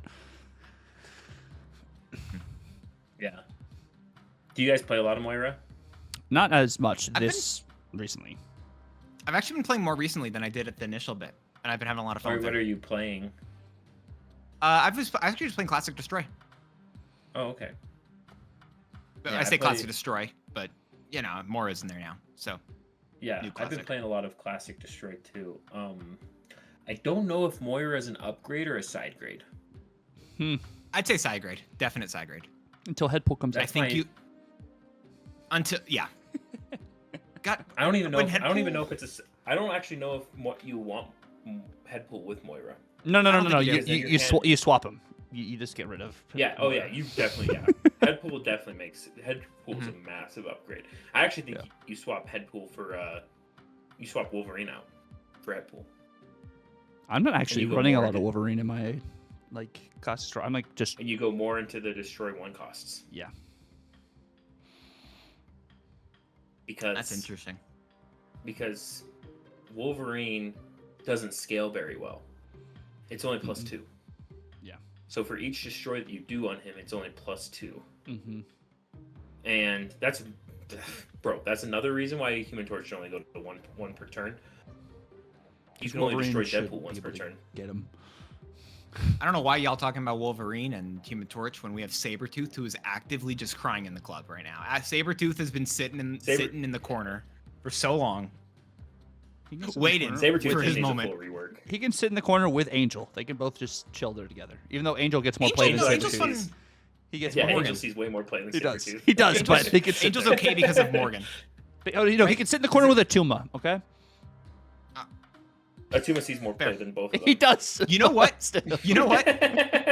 He can sit in the corner, and even though he doesn't know it yet, Deathlock is going to be joining him. Dude, Deathlock 2-4, this deck gets revolutionized. 2-4 Honestly, Deathlock, bro. I thought 3-6, honestly. Oh, you want them to be cheaper. Oh my God. You want to be able But to I- fill in these one costs. Cerebro 6 Nimrod. Two cost Deathlock would be insane. It'd be awesome. Cerebro, It'd be but amazing. I want Cerebro 6 Deathlock Nimrod. Okay, I'm picking up what you're putting down, and it's still worse than C6 Hella. I don't care if it's worse. I still want it. But what do we think about Moira? Did we enjoy Moira It's fun. or Yeah. thought Moira was okay? I liked her. She felt okay-ish. I mean, she was strong. I didn't ever test her in Victoria Hand because I was just like, dude, everyone's playing Victoria Hand. I don't want to play Victoria Hand. Yeah. She looked really good in that deck, though. I'm not gonna lie. She looked solid. I just think people fell out of favor with her when the Killmonger nerf happened, and then they didn't pick her Yes. back up. And they played Bastion instead. Bastion is strong. Yeah. I don't know if it's stronger than Moira. Is that weird to say? No, I think that's accurate. Moira's pretty unknown you good. get with Moira is better because Bastion, you like, That's okay, they copied exactly this. Moira, you're like, well, I don't know what they got. Which Moira's animation, by the way, or Moira, I pronounced it a bunch of ways. People comment on videos. And, No, every single animation this season has been absolutely Yes. killer. So God Except tier. it was so good that Sparky literally broke the game. Only card that's ever crashed my game fully before that they had to remove it. That's how good it was. It was too good. That's the only one. That's the only one that's ever Yeah. crashed your game. No, like I've had ones that like take me out of the match, but it's the only one that ever closed the app. what about like Stardust? Mysterio? Oh, did you yeah? Did you Multiple have man. Stardust Mysterio? No, I never had that happen. I didn't. Oh, I didn't. Did you ever? I didn't did you play Old Stardust. Kitty? Did you play Kitty? I did not. No, I never. I did not play Kitty for like the 3 hours she was out. Oh, dude, she was ruthless. Every game, the whole app would close. You're like, well, Perfect. this is it. It's over.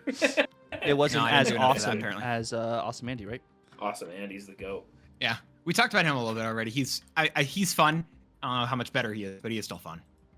He's fun. Series 4. This is the Uh, best. Dude, again, animations are so killer. Mm-hmm. Her Am I animation weird for looks so saying good. that this might be like top 3 cards this season. Ooh. Is that All right, a well, hot take? Well, let's go through. We'll get through all these. Let's rank all these guys because Tuck and I typically at the beginning of the season we rank them, and at the end of the season we like give a recap rank of what we think. You think concurrently Oh, okay. with Jocasta, it pushes her, or do you think even prior to Jocasta? I played her a lot prior to Jocasta, and she Mhm. feels insane with Jocasta. Gotcha. So, I think, yeah, it's fun. okay. Bastion, this guy kind of fell off. He was so strong, and I feel like he's gotten weaker the more he's been out. I don't think he was strong. People were just excited. That's valid. That's a valid take. I like the card. I think it's a lot of fun. I just don't. 4-3 is a rough stat line. And predictability. Yeah. Yes. Now, in Cerebro 3, Mm-hmm. obviously, guys cracked. Yes. But Victoria Hand, I actually feel like the V Hand stuff was stronger than Bastion. Like, not V Hand, sorry, Moon Girl. The Moon Girl stuff was stronger than Bastion. Yeah. Yeah. I like that more too. That's another instance also of some unknown factor with the Moon Yeah. Girl, and it doesn't take up the board space like you would with Bastion. And then I did like the ongoing version of Victoria Hand with Bastion. I thought that was really cool, opposed to just like a classic. You know, that was really cool just to like mess around with and do stuff like that. Which, you know, some cards got played and then like it changed around. Like you saw Mobius this week, but like then you didn't see as much Mobius. Like it was just interesting just to see where the meta was at this week specifically, I think. Yeah. You know what deck really fell off that's actually insanely cracked with Bastion was Bullseye Discard. Yeah. I liked that one. That was so strong, but people just don't enjoy the discard fast forward simulator. It's just not fun to play. Well, we'll talk about Jocasta here in a second. Don't worry. Oh my goodness. Fair, Jocasta fair. Jocasta's standing ovation. I'm just gonna standing ovation. That's I don't know what else I need to say here. Just flawless card. Great. Honestly, the only issue with this card is that it doesn't have more base power. Or maybe it should have The less, only honestly. issue with Maybe it this should have card less. is that too it's good. one cost. Yeah, it's too good. It should be a 6. Same stat line. 6 cost card. Same stat line. 6 It's fine. cost at 2 power. Yeah. Same stat line. Be fine. It's too It good gains right 2 now. for each bonus energy, and it's ongoing. Yeah. Also, it deletes your opponent's side of the board.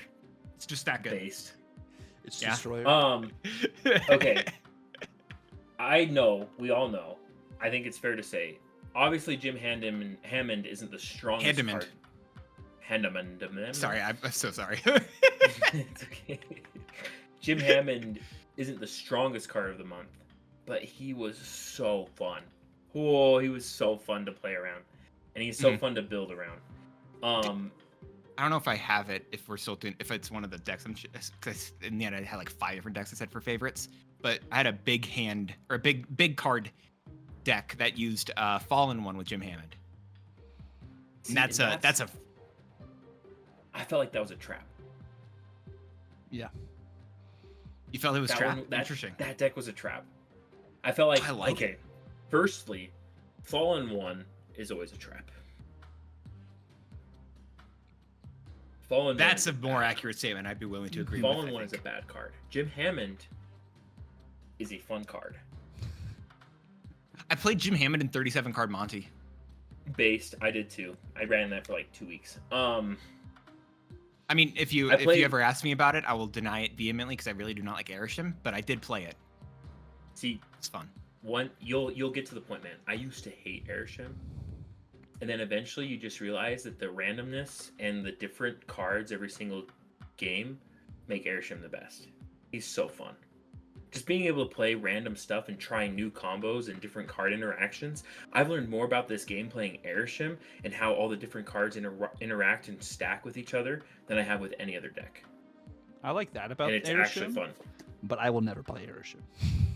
I like That's kinda learning. where Like I'm at with one of my other buddies, like he is not like collection cleat by any means. Like he's in like the lower CLs, but because he has Airshim, it enables him to try, like you said, a bunch of different combos and new cards and see what happens. Which I enjoy that aspect about it. Like I enjoy that aspect about Airshim for the newer play experience, but I do not like playing it or playing against it in general. It's so fun. It's so fun. I know I'm in the minority here, okay? You are the minority on Airshim. I will say, if you can win me over on Arishem, if there's a different 1-cost card if you include in your deck. If you put that 1-cost card in, I mind Arishem a lot less. If you throw Baku in there, Baku Arishem is one of my favorites, I think. That's fun. That's fun.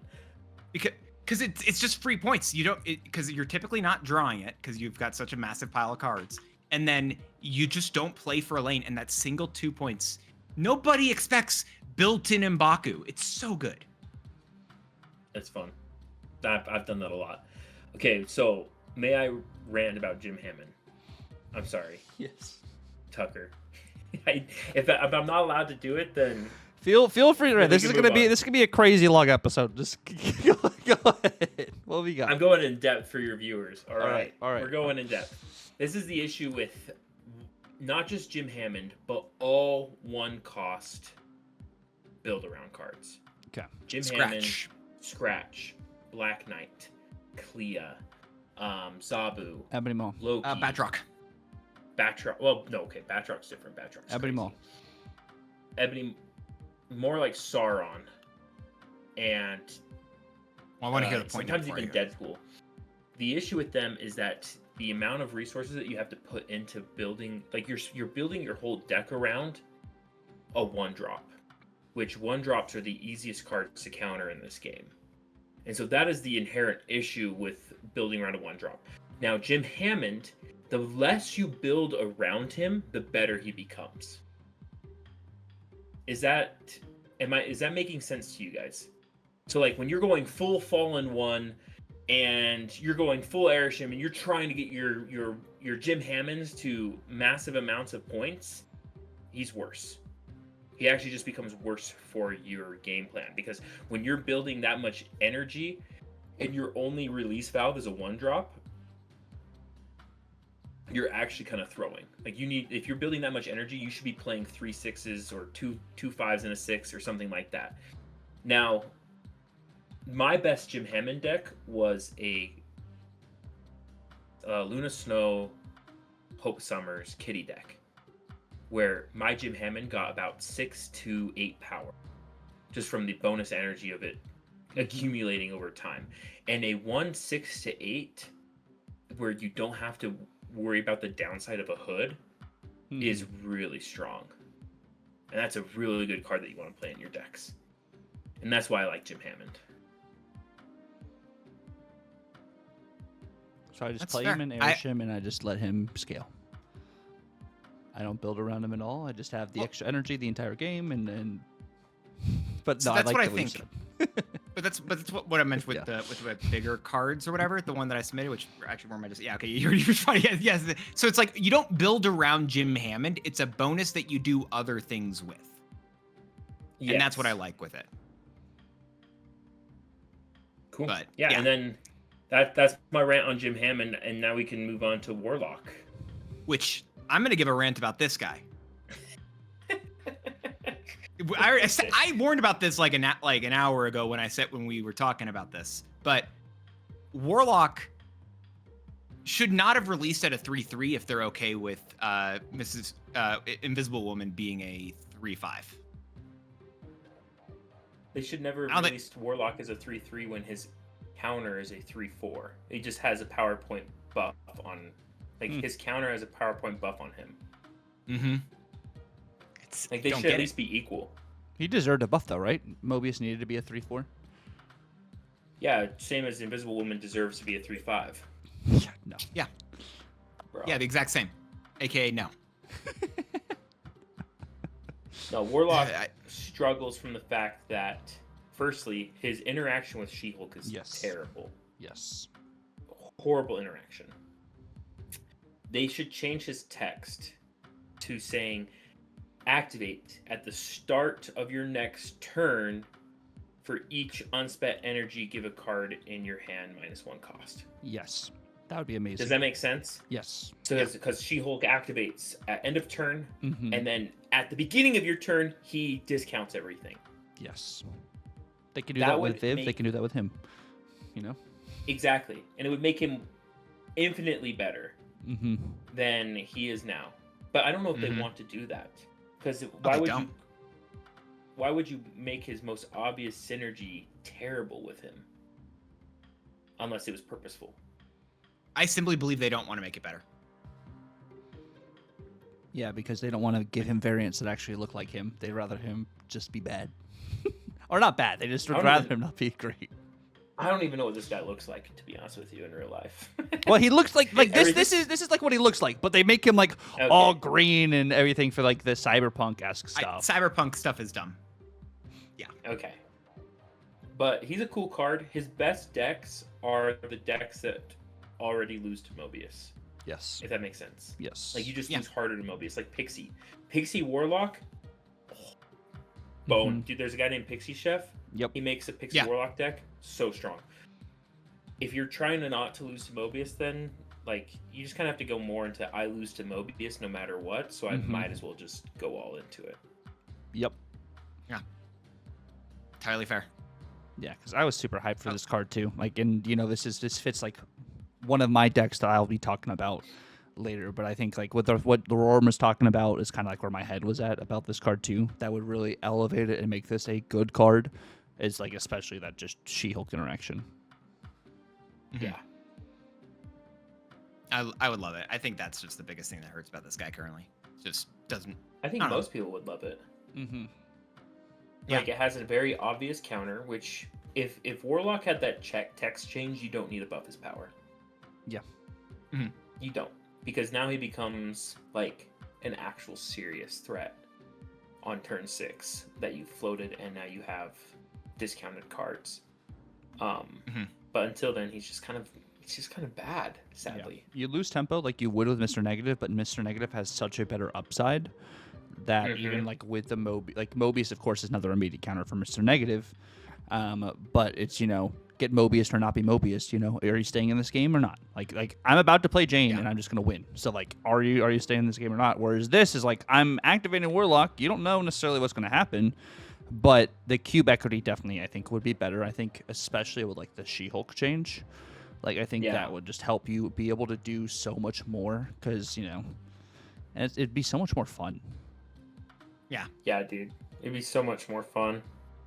I hope Warlock is the next card. If out of all of these cards we've gotten this season, if they buff a card, I do think Warlock is the one to look at.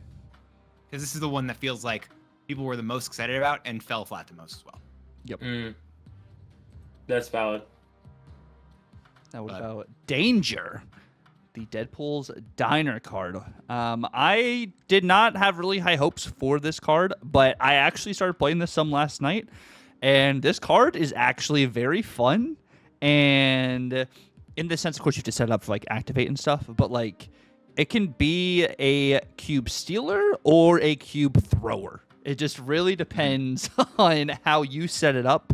And I think the change back for Killmonger getting reverted actually helped this be better than what it was when it came out. Mm-hmm. I think this card.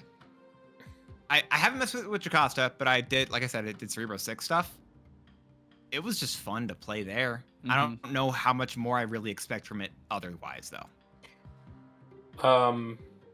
It's really strong. It's a perfect curve out for Fenris decks. Because now you have 2 cost Mercury, 3 cost Fenris, 4 cost Danger, 5 cost Thing or early Seaball, and then 6 cost whatever you need it to be. Or it's not even 6 cost, like whatever tech cards you need at the end there. Not only that, Danger plays really well with Thing for Steps. Having a Danger Thing for Steps combo where you can destroy multiple cards on their side of the field is really powerful. I'm not the biggest fan of these kinds of play styles, so I haven't put a lot of hours into Danger, but I know a lot of people who have, and it's probably one of the best limited time game mode cards that have come out. Compared to some of the ones we've gotten recently, like, yeah. Like, I thought Airwalker was, like, dude, almost cast level. Now Danger's, like, up there, too, with those other 2. Not King Eitri, Lasher, Toxie. Laufey's kind of up there. Hey. I won't hear the Lasher slander. Laufey. Uncle Ben, Gorgon. Yeah, they've actually all grown better except for Toxie. Toxie's still terrible. Yeah. Horrible card. Dude, as soon as they release her, it's gonna be awesome. Can't wait for that card to get released. King Eitri. No, Toxie. As soon as that card comes out in Marvel Snap, I'm gonna be so happy. One of these days it will. Bro. Oh my. But, He says, singular tier. Toxie has the potential to be really strong, but just no one wants to cook with her because it's such a terrible downside. Yeah. For what it's worth, I've tried. Like it on the record, I've tried. It's a 2/7. I think Toxie should be changed to that it shouldn't force you not to play the cards next turn. It should say if you don't play the cards next turn, then they get that buff. I like that. That's fine. That's a fire change. I like that a lot. If they did that to Toxie, I think she'd be a lot better. I still don't think she'd be great, but I do think that she would be a lot better. But yeah, Danger is a strong card. It's just doesn't fit my playstyle, but a 4/6 activate, usually 4-cost activates suck. So Danger performing as well as she has been is actually a testament to how strong her ability is. Fair? Yeah, Scarlet Entirely Spider fair. Scarlet Spider and Hellcow really punching it right now. Scarlet Spider I've been liking with Jocasta and buff. Yeah, that's actually a good combo. Scarlet Spider was already the best 4-cost activate card. The ones that really suck are Hellcow and Fanfei. I forgot Fanfei was an activate card. Yep. And Symbiote Spider-Man was just so predictable that it's just kind of more meh. Yeah, Symbiote Spider-Man doesn't feel like an activate card. It's weird. It feels like an on reveal. Yeah. It feels like a delayed on reveal. Yeah. Jocasta made it so that you can play activate cards on the final turn of the game, and then they work. We've only had her so this is the most recent card. Actually, this one and the next card are the most recent ones we've gotten. And it's only been out for a couple of days, but even just during these couple of days, I keep forgetting, by the way, her proportions in terms of Mrs. Incredible. Anyway, sorry. I'm just saying. I forget that. I don't look at the base card often. Anyway, it made it so you can play activate cards on the final turn and then immediately use their abilities, it changed the face of activate, legitimately. Which is a good thing. Yes. Yeah. It makes more different style of decks. Positive change. It's not just like end of turn. Like, of course, end of turn's like the main hub you're seeing like for like. I don't even think that's a good place for it, honestly. It's the best place for it. It's probably the best place right now. But it has opened the door to other varieties of activate, which is what I've really like enjoyed. Like, it's made Herbie better. Which that's the realist. Herbie is the best card with Jocasta, I will say. I think that is the best card to play with Jocasta. No, the best card with Jocasta is Prodigy. Fair. Yeah. And then Sorry, activate wise, Omega Sentinel also with Jocasta is kind of gross. Yeah. Yeah. Well, I think they're all really good, but also I don't know. I feel like I've gotten the most utility out of Herbie because higher cost cards are difficult to use in conjunction with Jocasta. And so Herbie just sitting there for the whole game is sick. I never tested one thing we talked about. Too. I tested that actually yesterday. It does work. So Herbie she can activate what Herbie's ability is currently, and then he can swap as long as he doesn't activate to a different ability. So it only uses what it's at the moment, or if like he'd locked into that. So like I had instances where I'd activate Herbie with a bonus energy, and then I'd play Jocasta later, and then I would do it again, so I'd have bonus energy for later turns. Oh, that's but I think Herbie is my favorite card to use with it. I do think there's other stuff, right? I'm not gonna pretend and maybe it's Prodigy or whatever, but I think it's such a good combo. I was coping with Herbie's amazing. I coped so much with Black Widow and Spider-Ham, dude. The Spider-Ham Black Widow Jocasta play. Ooh. Yeah, but it's like it's probably bad. Like it's just it was fine. It just wasn't the most like when you play Black Widow with it, like you're down 2 cards of tempo. You played a 3/3 and then another 3/3, and you're not gaining the tempo back like you are with Omega Sentinel, where Omega Sentinel you're playing a 3/10 and a 4/10, which is insane tempo, insanely good tempo. Well, and then you can transform them. Yeah. What if I ruined your plan and then I played a 3/5 that ruined it? How do y'all feel about? Because it released the same day, and I feel like they do go in some ways hand in hand because you can also use them together. Super Adaptoid. Yeah, Super Adaptoid's cool. He's like the rogue. He's like a rogue. But better stat line. We're like, well, rogue should I be think a 3/4. Yes. I think Yes. Yes. I think this is a better stat line for the same thing I said earlier, where because we have less activate cards, there is a higher opportunity cost when you put this into your deck. So if we were in a world where there were as many ongoing cards as there are activate cards, this would be the same stat line as Rogue. And also because you don't get the ability immediately with Super Adaptoid. You still have to wait a turn to activate it yourself. Well, or Rogue, you have Jocasta in the same lane, and then there you go. Now you're cooking. Yeah, but I think it's the cube equity is a bit better. I think potentially with Super Adaptoid than Rogue 2. With it being as narrow as it is, and I say that also with Tunnel Vision, this being Jocasta weak. This being Jocasta weak boosts Super Adaptoid's cube rate, especially. Not like this in the future. Of course, we have more activates coming out in October, or we're in October now, coming out in this next season, but I don't necessarily know if you're running Super Adaptoid for those activates or if you're running something different. I'm gonna ruin your zombie, Mr. Fantastic. It's gonna get you're Your gonna zombie get Captain utterly Marvel. destroyed. True. Yeah. You're gonna get so messed up. I was playing mirrors with Super Adaptoid instead of Surge in my Invisible Woman Prodigy deck, and my cube rate was like 2.4 per game. With this week because you're just with this week because of Super Adaptoid. Yeah. I had like 20 games played and like 90 something cubes, like that's insane. 20 something games played. It was crazy. It was so good. You don't even have to yoink the Jocasta. Like you yoink the other card even around Jocasta so they don't get that other value too. Like there's just so much, and like you have to snap into it. And they're like, oh, what are they gonna play on 3? Or what are they gonna play on 4? And then it's like, okay, well, there's my plan. Yeah. Jocasta though is, I thought Sparky was gonna be the strongest card this month, but dude, Jocasta is giving it a run for its money. She's so good. And a little less. How do you niche, guys feel about her? Right? Like she's like, because there's a variety, I'd say variety of more activate cards. I think the biggest plus, which makes Jocasta in that conversation, is what Dance said originally with Jocasta. You can use your activate abilities on turn 6. And I think that's where activate really has been slacking, is that it's a horrible late draw. Having it's this a dead to card. enable, literally a dead card. It's just stats on the board. This enabling you to be able to do that. And some of these activate abilities can be pretty strong.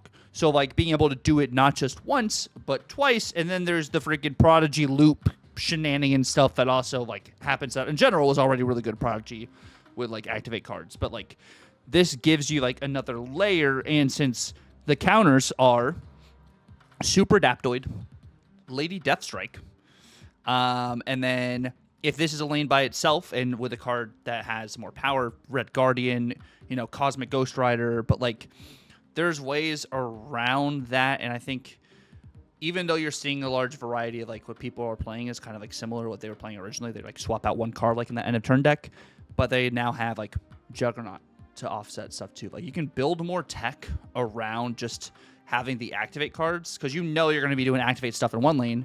You have the other lanes to mess around, or Juggernaut to potentially offset what your opponents are trying to do to kind of like try and counter what you're doing. Yeah, dude, there's some good activate cards to copy with her. I did an activate Kid Omega Deadpool deck, and it was cool. That That's Deadpool fun. interaction When is Kivich, so nice. When So nice. Kivich or whatever that location was a hot location, there was a lot of fun stuff there. Yeah, that was actually a good hot location. It was fun. Yeah. I usually hate hot locations, and that was a good one. Because it just didn't feel as bad. But I'm gonna ask this though, because so Tuck and I normally we have all the cards, we rank them at the beginning of the season, we go back at the end, give at least a little bit of review. We're not gonna go for the full thing, but let's say top 3. Who's your number 3 card that released this month? I'm gonna send it over to Tuck first. My number 3 card, Ooh. honestly, it is probably Danger. Interesting. Interesting. Yeah. Okay. All right, Ron. Who's your number 3 of this month? Of this month, dude. Oh man. I'm probably gonna say Omega Sentinel is my number 3. That's probably fair. I think with all the memes and everything, I think I'm gonna have to go with Awesome Andy personally for myself. I think Awesome That's Andy is my funny. number That's 3. crazy. I'm, Respect. I'm not saying it's the best. I'm not gonna rank. We're not saying about power level or maybe whatever. Oh, I Personally, was. hey, that's fine. Whatever ranking you want to do, whatever personal ranking that is for you. I'm saying Awesome Andy is my number 3 from this month. I will say it is followed up by Jim Hammond. I really like Jim Hammond.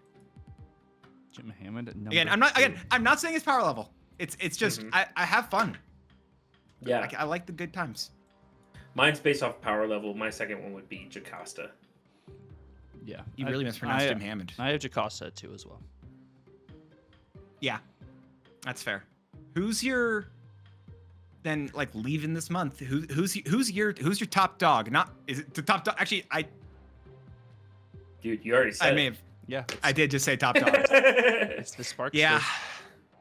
It is Sparky. Sparky's just... He's just so Yeah, good. Sparky's. I didn't mean to bury the lead there, but yeah, top dog, 100%. Yeah, he's... Wait, did none of us have the same 2 or 3s though? I don't think any. Roram and I None had of the us same have top the same 2. 3. Yeah. Oh yeah, you 2 said Jocasta. All right, I'll take that. That's a lot of variety. Like, listen, there's like some mixed bag stuff. Like, I don't think this is a fun season where I don't feel like you needed all the cards, but also I'm not collection complete. yeah, but also there were a lot of fun cards released this season. They don't need to be insanely great. Even Viv Vision out of 3/3 is just mediocre, but it's fine now. Yeah. Yeah. Is it better than I Esme? will say... Still better than Well, Esme, yeah. Mm, You don't think so? Ooh, all right. But- maybe. It might be better than Esme now at 3-3. At 3-2 it wasn't. I mean, no, I'm not arguing 3-2. No, heck Yeah. no, 3-2. But There you go. I will say though that this season, if you compare it to like the last few seasons, it is on a little bit of a weaker side comparatively. The last 2 I seasons. think last have been season this felt way. weaker. Last season was weaker, Mm-hmm. but still, both of them were. Yeah. On the weaker side, but Sparky is cracked Yes. out of his mind. Is the... I feel like, by the way, I really feel like I haven't played enough with Jocasta because y'all are really high on her and I'm not. I probably need to play with her more to figure. Anyway, She's so good. Yeah. She's disgusting. what card in the... Is it only Fantasticar at this point that's really... I guess it is still kind of being played because Jocasta... Like, what cards from that Fantastic Four season are not being played anymore, actually? Like, Human Torch Like- First Steps does not see any play. Human Torch doesn't. Okay. Oh, never mind. I forgot. Never mind. I don't know what I'm talking about. Mad Thinker released that season. Never mind. Arguments Torch invalid, First that Steps sees no play. Mad Thinker sees no play. Mole Man. Herbie now sees play. Okay, hold on. Moment sees more play than Then Human feel like Torch the other ones. and Mad Thinker. Mad Mole Man Stinker. sees more play than Human Torch. Does he? At least at where I'm at. I don't see anyone play Human Torch anymore. Okay. I don't want to disagree with our guests here, but the top Human Torch First Steps deck, and again, top 10% public stats, yada yada, has more games in just that deck than the top 4 decks do for Mole Man. That's awesome. All right. Oh, maybe I'm So coping moment- then. Hey, you know Because, what? We the love a bit of people copium here. The We people love I it. hang out with, like Butt and Jimmy and myself, there's a lot of Myself, Mole Man sorry, gaming. one second. Hey, I love it. I respect it. Well, I play mean, a lot of Mole Man. if you're talking about what your favorite thing is, let's talk about our favorite decks, at least over this last like month, these at least recent times, because it's been a pretty open metagame, especially with the deck apocalypse and everything like that. Got a lot of options. Yeah, we've had a Cool, let's lot do of it. stuff going on, which Roram is going to be leading us off here. He did, Alrighty. hint at this earlier as being a Khonshu gamer, as we do have The Moon Haunts You by Roram Plays. I love Khonshu gaming. All these decks like Black Knight, Dormammu, Khonshu, where you have to go through these certain steps in order to get the payoff. Mm-hmm. Dude, SD has me hook, line, and sinker. Mhm. I love those kinds of decks. I think that the quest aspect behind getting the power is just so much fun. I Yes. just think it's a great time. It's a really Now- interesting balancing thing as well, and I like that. Yeah. I do think that they miss more often with the quest cards Mm-hmm. than Yes. they hit. I think most of their quest cards come out way too weak. But I get why. If that makes sense. Like, I feel like it makes sense because it feels like there's a lot of potential behind those cards. And so it feels like it makes sense that they're typically weaker. But my issue with that is that you have to go through, like, think about Mr. Negative. It is a two-step deck. You play your Mr. Negative, you play Jane, you win the game. With Khonshu, you have to discard Khonshu twice and discard a card you want to buff and win the game. Mm-hmm. And you don't even win the game at that point sometimes. Like, you can get countered so hard. Yeah. But the reason why I like this deck is because it uses Esme Cuckoo, Infinity Ultron, and Khonshu as its main power sources. Main drivers for power, with Iron Man and Gore as your payoffs. Quinjet has a cool interaction with Khonshu where it discounts the discarded Khonshu to a 5 cost. So if you discard Khonshu once, Khonshu becomes a 5 cost. It's a new because card. now it is a transformed, created card. Yeah. So that makes Khonshu... I didn't know that. Mm-hmm. Yeah, it's really cool. And so Quinjet, Esme, Infinity Ultron, Khonshu have a little package right there by itself. Grandmaster is really nice because it kind of helps your low rolls. So if you're only drawing Blade, or if you're only drawing Lady Sith, Grandmaster can kind of correct those low rolls for you. And then you have the Ghost Rider backup for not drawing Khonshu. And so the whole deck feels really strong. I really enjoy it. This is probably the only deck that I've played the first Ghost Rider in that actually feels meaningfully strong in. Mm-hmm. And I really like that because I think first Ghost Rider has had a terrible showing since his release. If only he worked with the goblins, you know? Did you see it's a little info tab on him, which probably no one knows because no one plays him. But if you there's a little I button next to first Ghost Rider. It says if you discard a card with negative power, this won't gain power.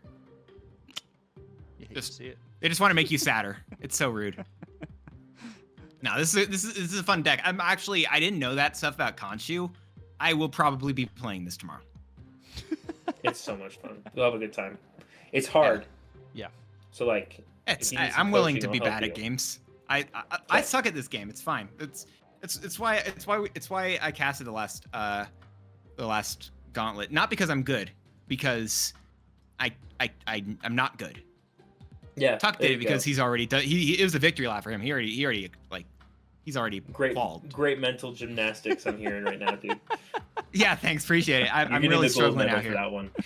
It's great. It's great. Not as great as whatever. I think you got one more pile of cards, right? I do. It's called BYU. This deck is named BYU because I am from Utah, and the original creator of this deck, his name is Cougar, and so BYU's mascot's the Cougars. Yeah. That's how the name came about. This deck is actually a little bit of a combo deck. Basically, the whole game plan of this deck is to set up as many afflicts as you can, so that on turn 6 you dump Ajax, A-Bomb, and Miles Morales. So the whole point of the deck is you're guarding your high power cards in your hand so they can't be interacted with. So the ultimate play line is a Grandmaster, you either Grandmaster Louthie or Cass, or even Red Guardian. and Hazmat on 5, which will allow a Miles Morales, Ajax, A-Bomb dump on the last turn. You have your tech cards of Mercury and Red Guardian to kind of protect your, just kind of help you with certain matchups. Scorpion into Cassandra Nova is just such a strong package because now pretty much everything except for one card has been afflicted. That isn't on board. So you have all their cards afflicted, which will discount your A-Bomb because all you care about is getting one affliction. You don't actually care about significantly decreasing their power. You just want one so you can you can lower the cost of A-Bomb. This is unrelated. Do you think there can be a card that just says ongoing, this has one less power than your highest power card?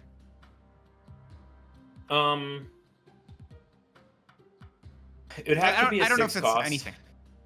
Right? I feel like it's a big card, but also I'm just thinking about it because you're like, all the cards but one get hit, and then I'm like, well, yeah, you have it. Sorry, I don't know why my brain went there. It did. Yeah, you could definitely have it because you already have cards like why can't I think of his Taskmaster? name? Taskmaster, thank you. You already have Taskmaster, which has a much more significant building requirements and asks than what you're suggesting, but it doesn't equal the power. So yeah, I think you could have it something like that. The Beyonder. It would just have to be a 6 cost. Yeah. That's a fun... Oh, Molecule Man. No, Molecule Man should do something else. It should be destroying or something. Anyway, this is fun. I like this deck as well. This is a cool one. Yeah, it is a classic, but this is like the more updated version with Mercury especially. I think Mercury is kind of just like one of those tech pieces you auto-include in a lot of decks right now because of just how good move is. So it makes a lot of sense. Also, hitting a lot of these move cards potentially too with Afflict cards is really solid. Or Red Guardian. That matchup. Yeah, and Red Guardian onto the Madam Web or Sparky. Both those cards have more power, helps into that too.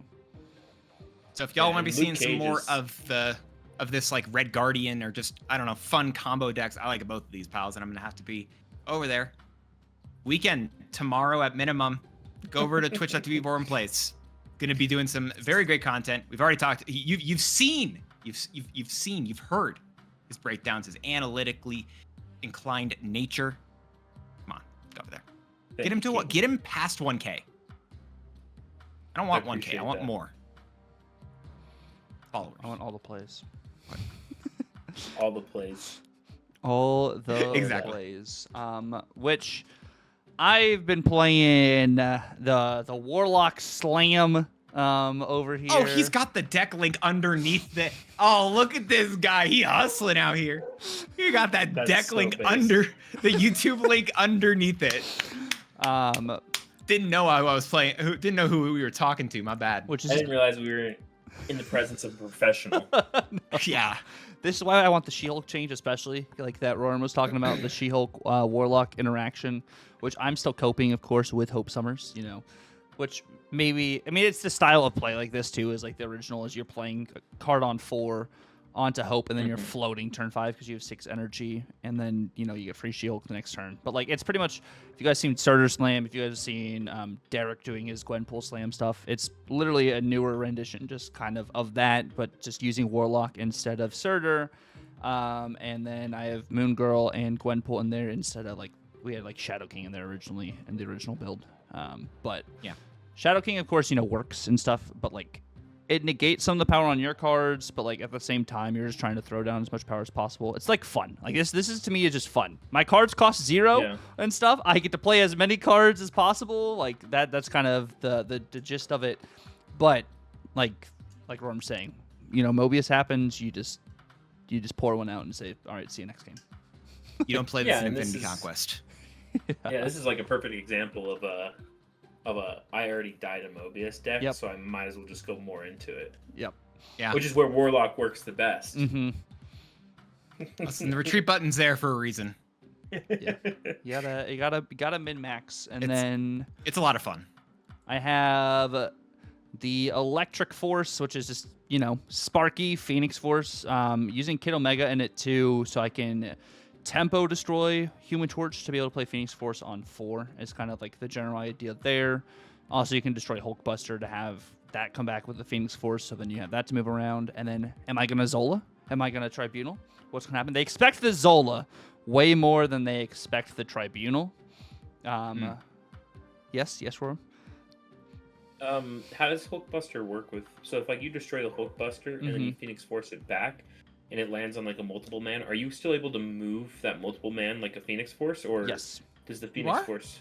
Yes. The Phoenix Force that's sick. attaches to the multiple man, and then you move. That's cool. And then basically the multiple man now is the Phoenix Force. Yes. So then you get multiple men across the board that are all Phoenix Force. Oh, that's awesome.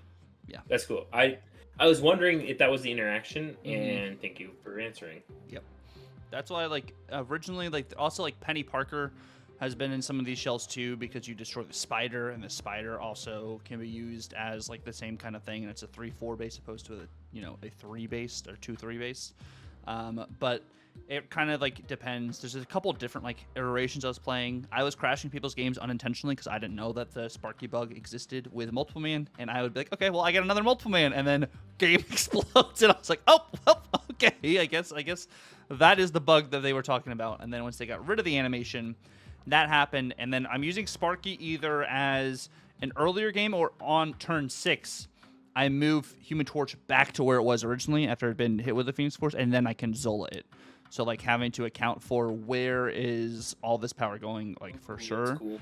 kind of thing, or for, like, Tribunal stuff. So. See, that's interesting because, like, now you can min-max with this deck because if you Sparky early, so when I'm playing against a Human Torch deck that plays the Living Tribunal Human Torch deck, the proper min-max is to Sparky as early as you can. Yep. Because you get better scaling. Yes. And you see so many players who don't do that.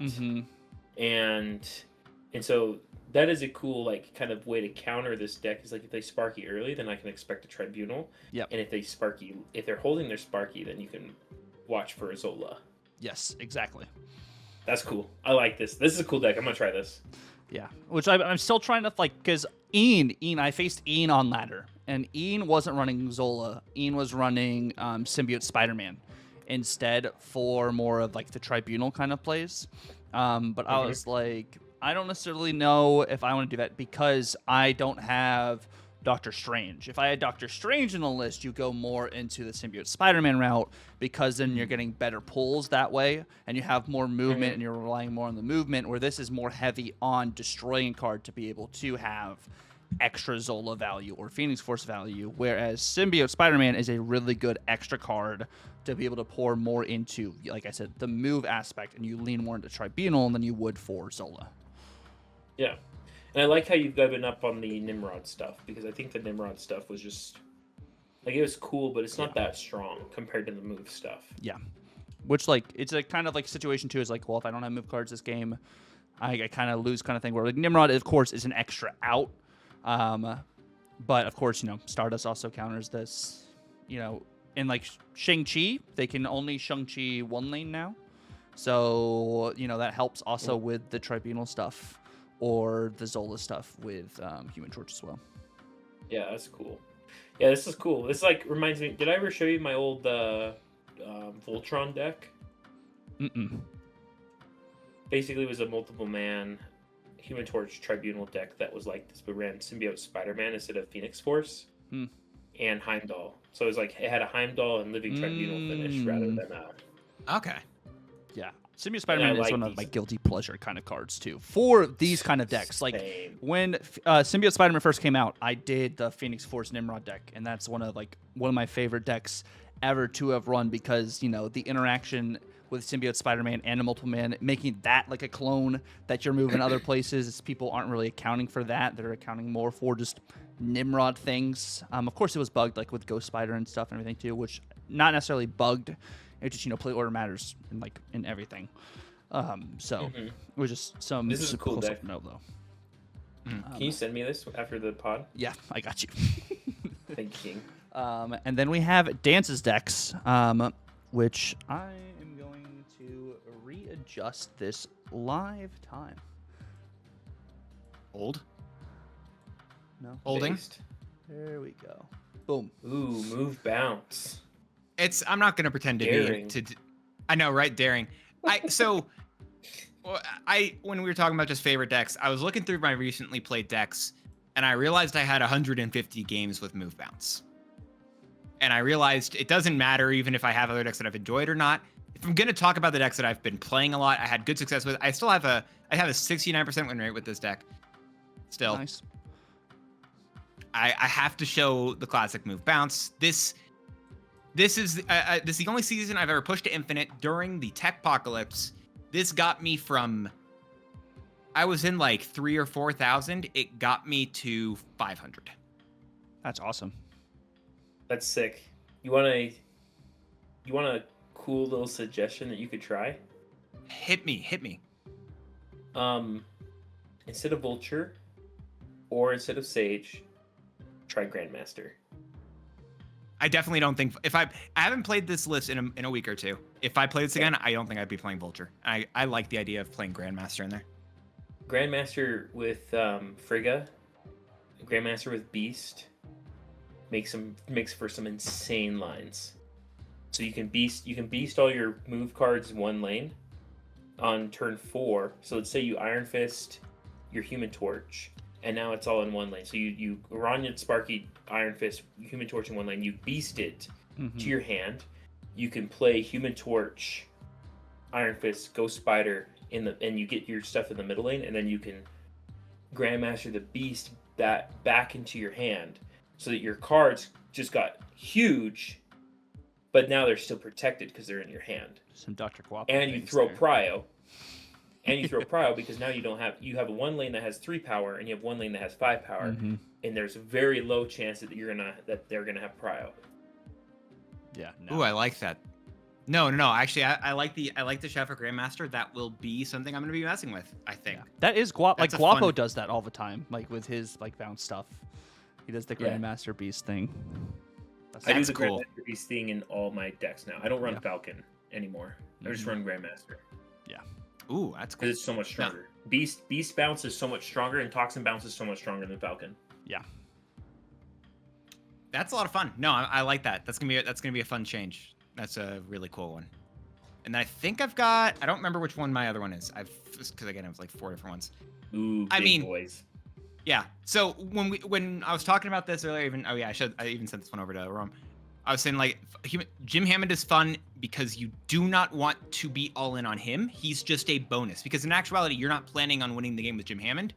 You're planning on, most often, I'm actually like trying to double up a Shuri, and then I throw a She-Hulk and Taskmaster down on the final turn with like a Magic, or I got Luna Snow, or Fantastic making stuff. You got a lot of different outs here.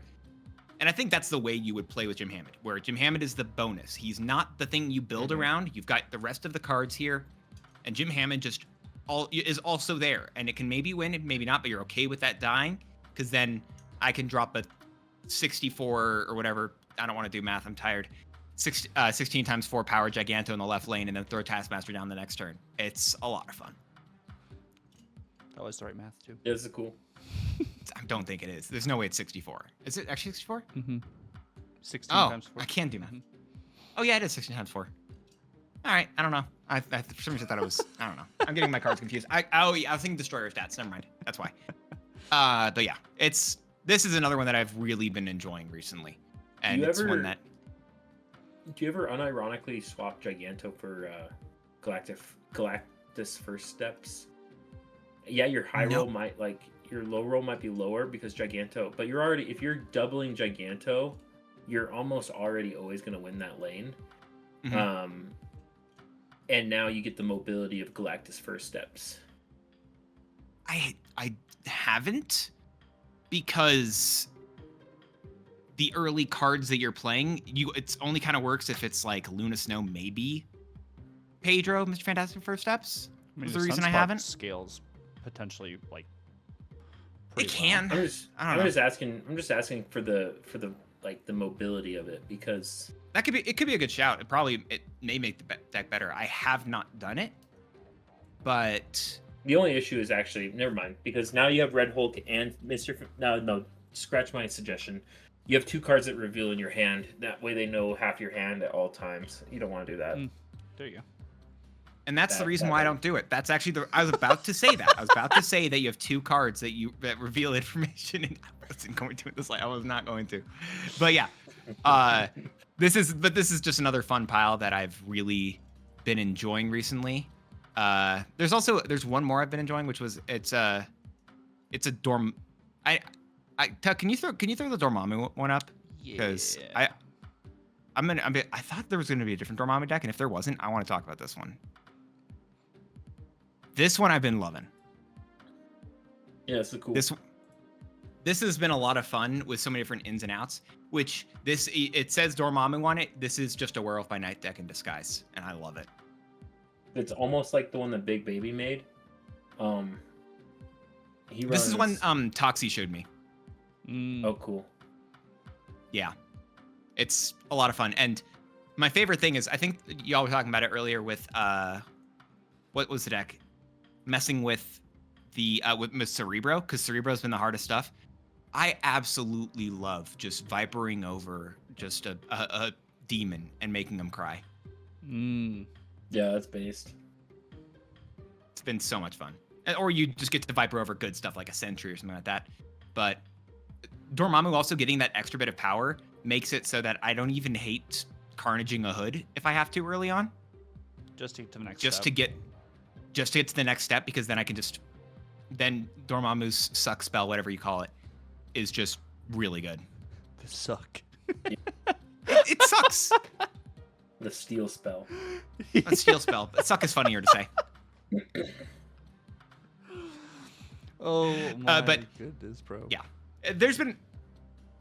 Marvel's have felt really open in terms of the decks you can play. Like, I love that currently. It's been so much fun. I've really been enjoying this metagame where tech cards have just been a lot less. Yeah.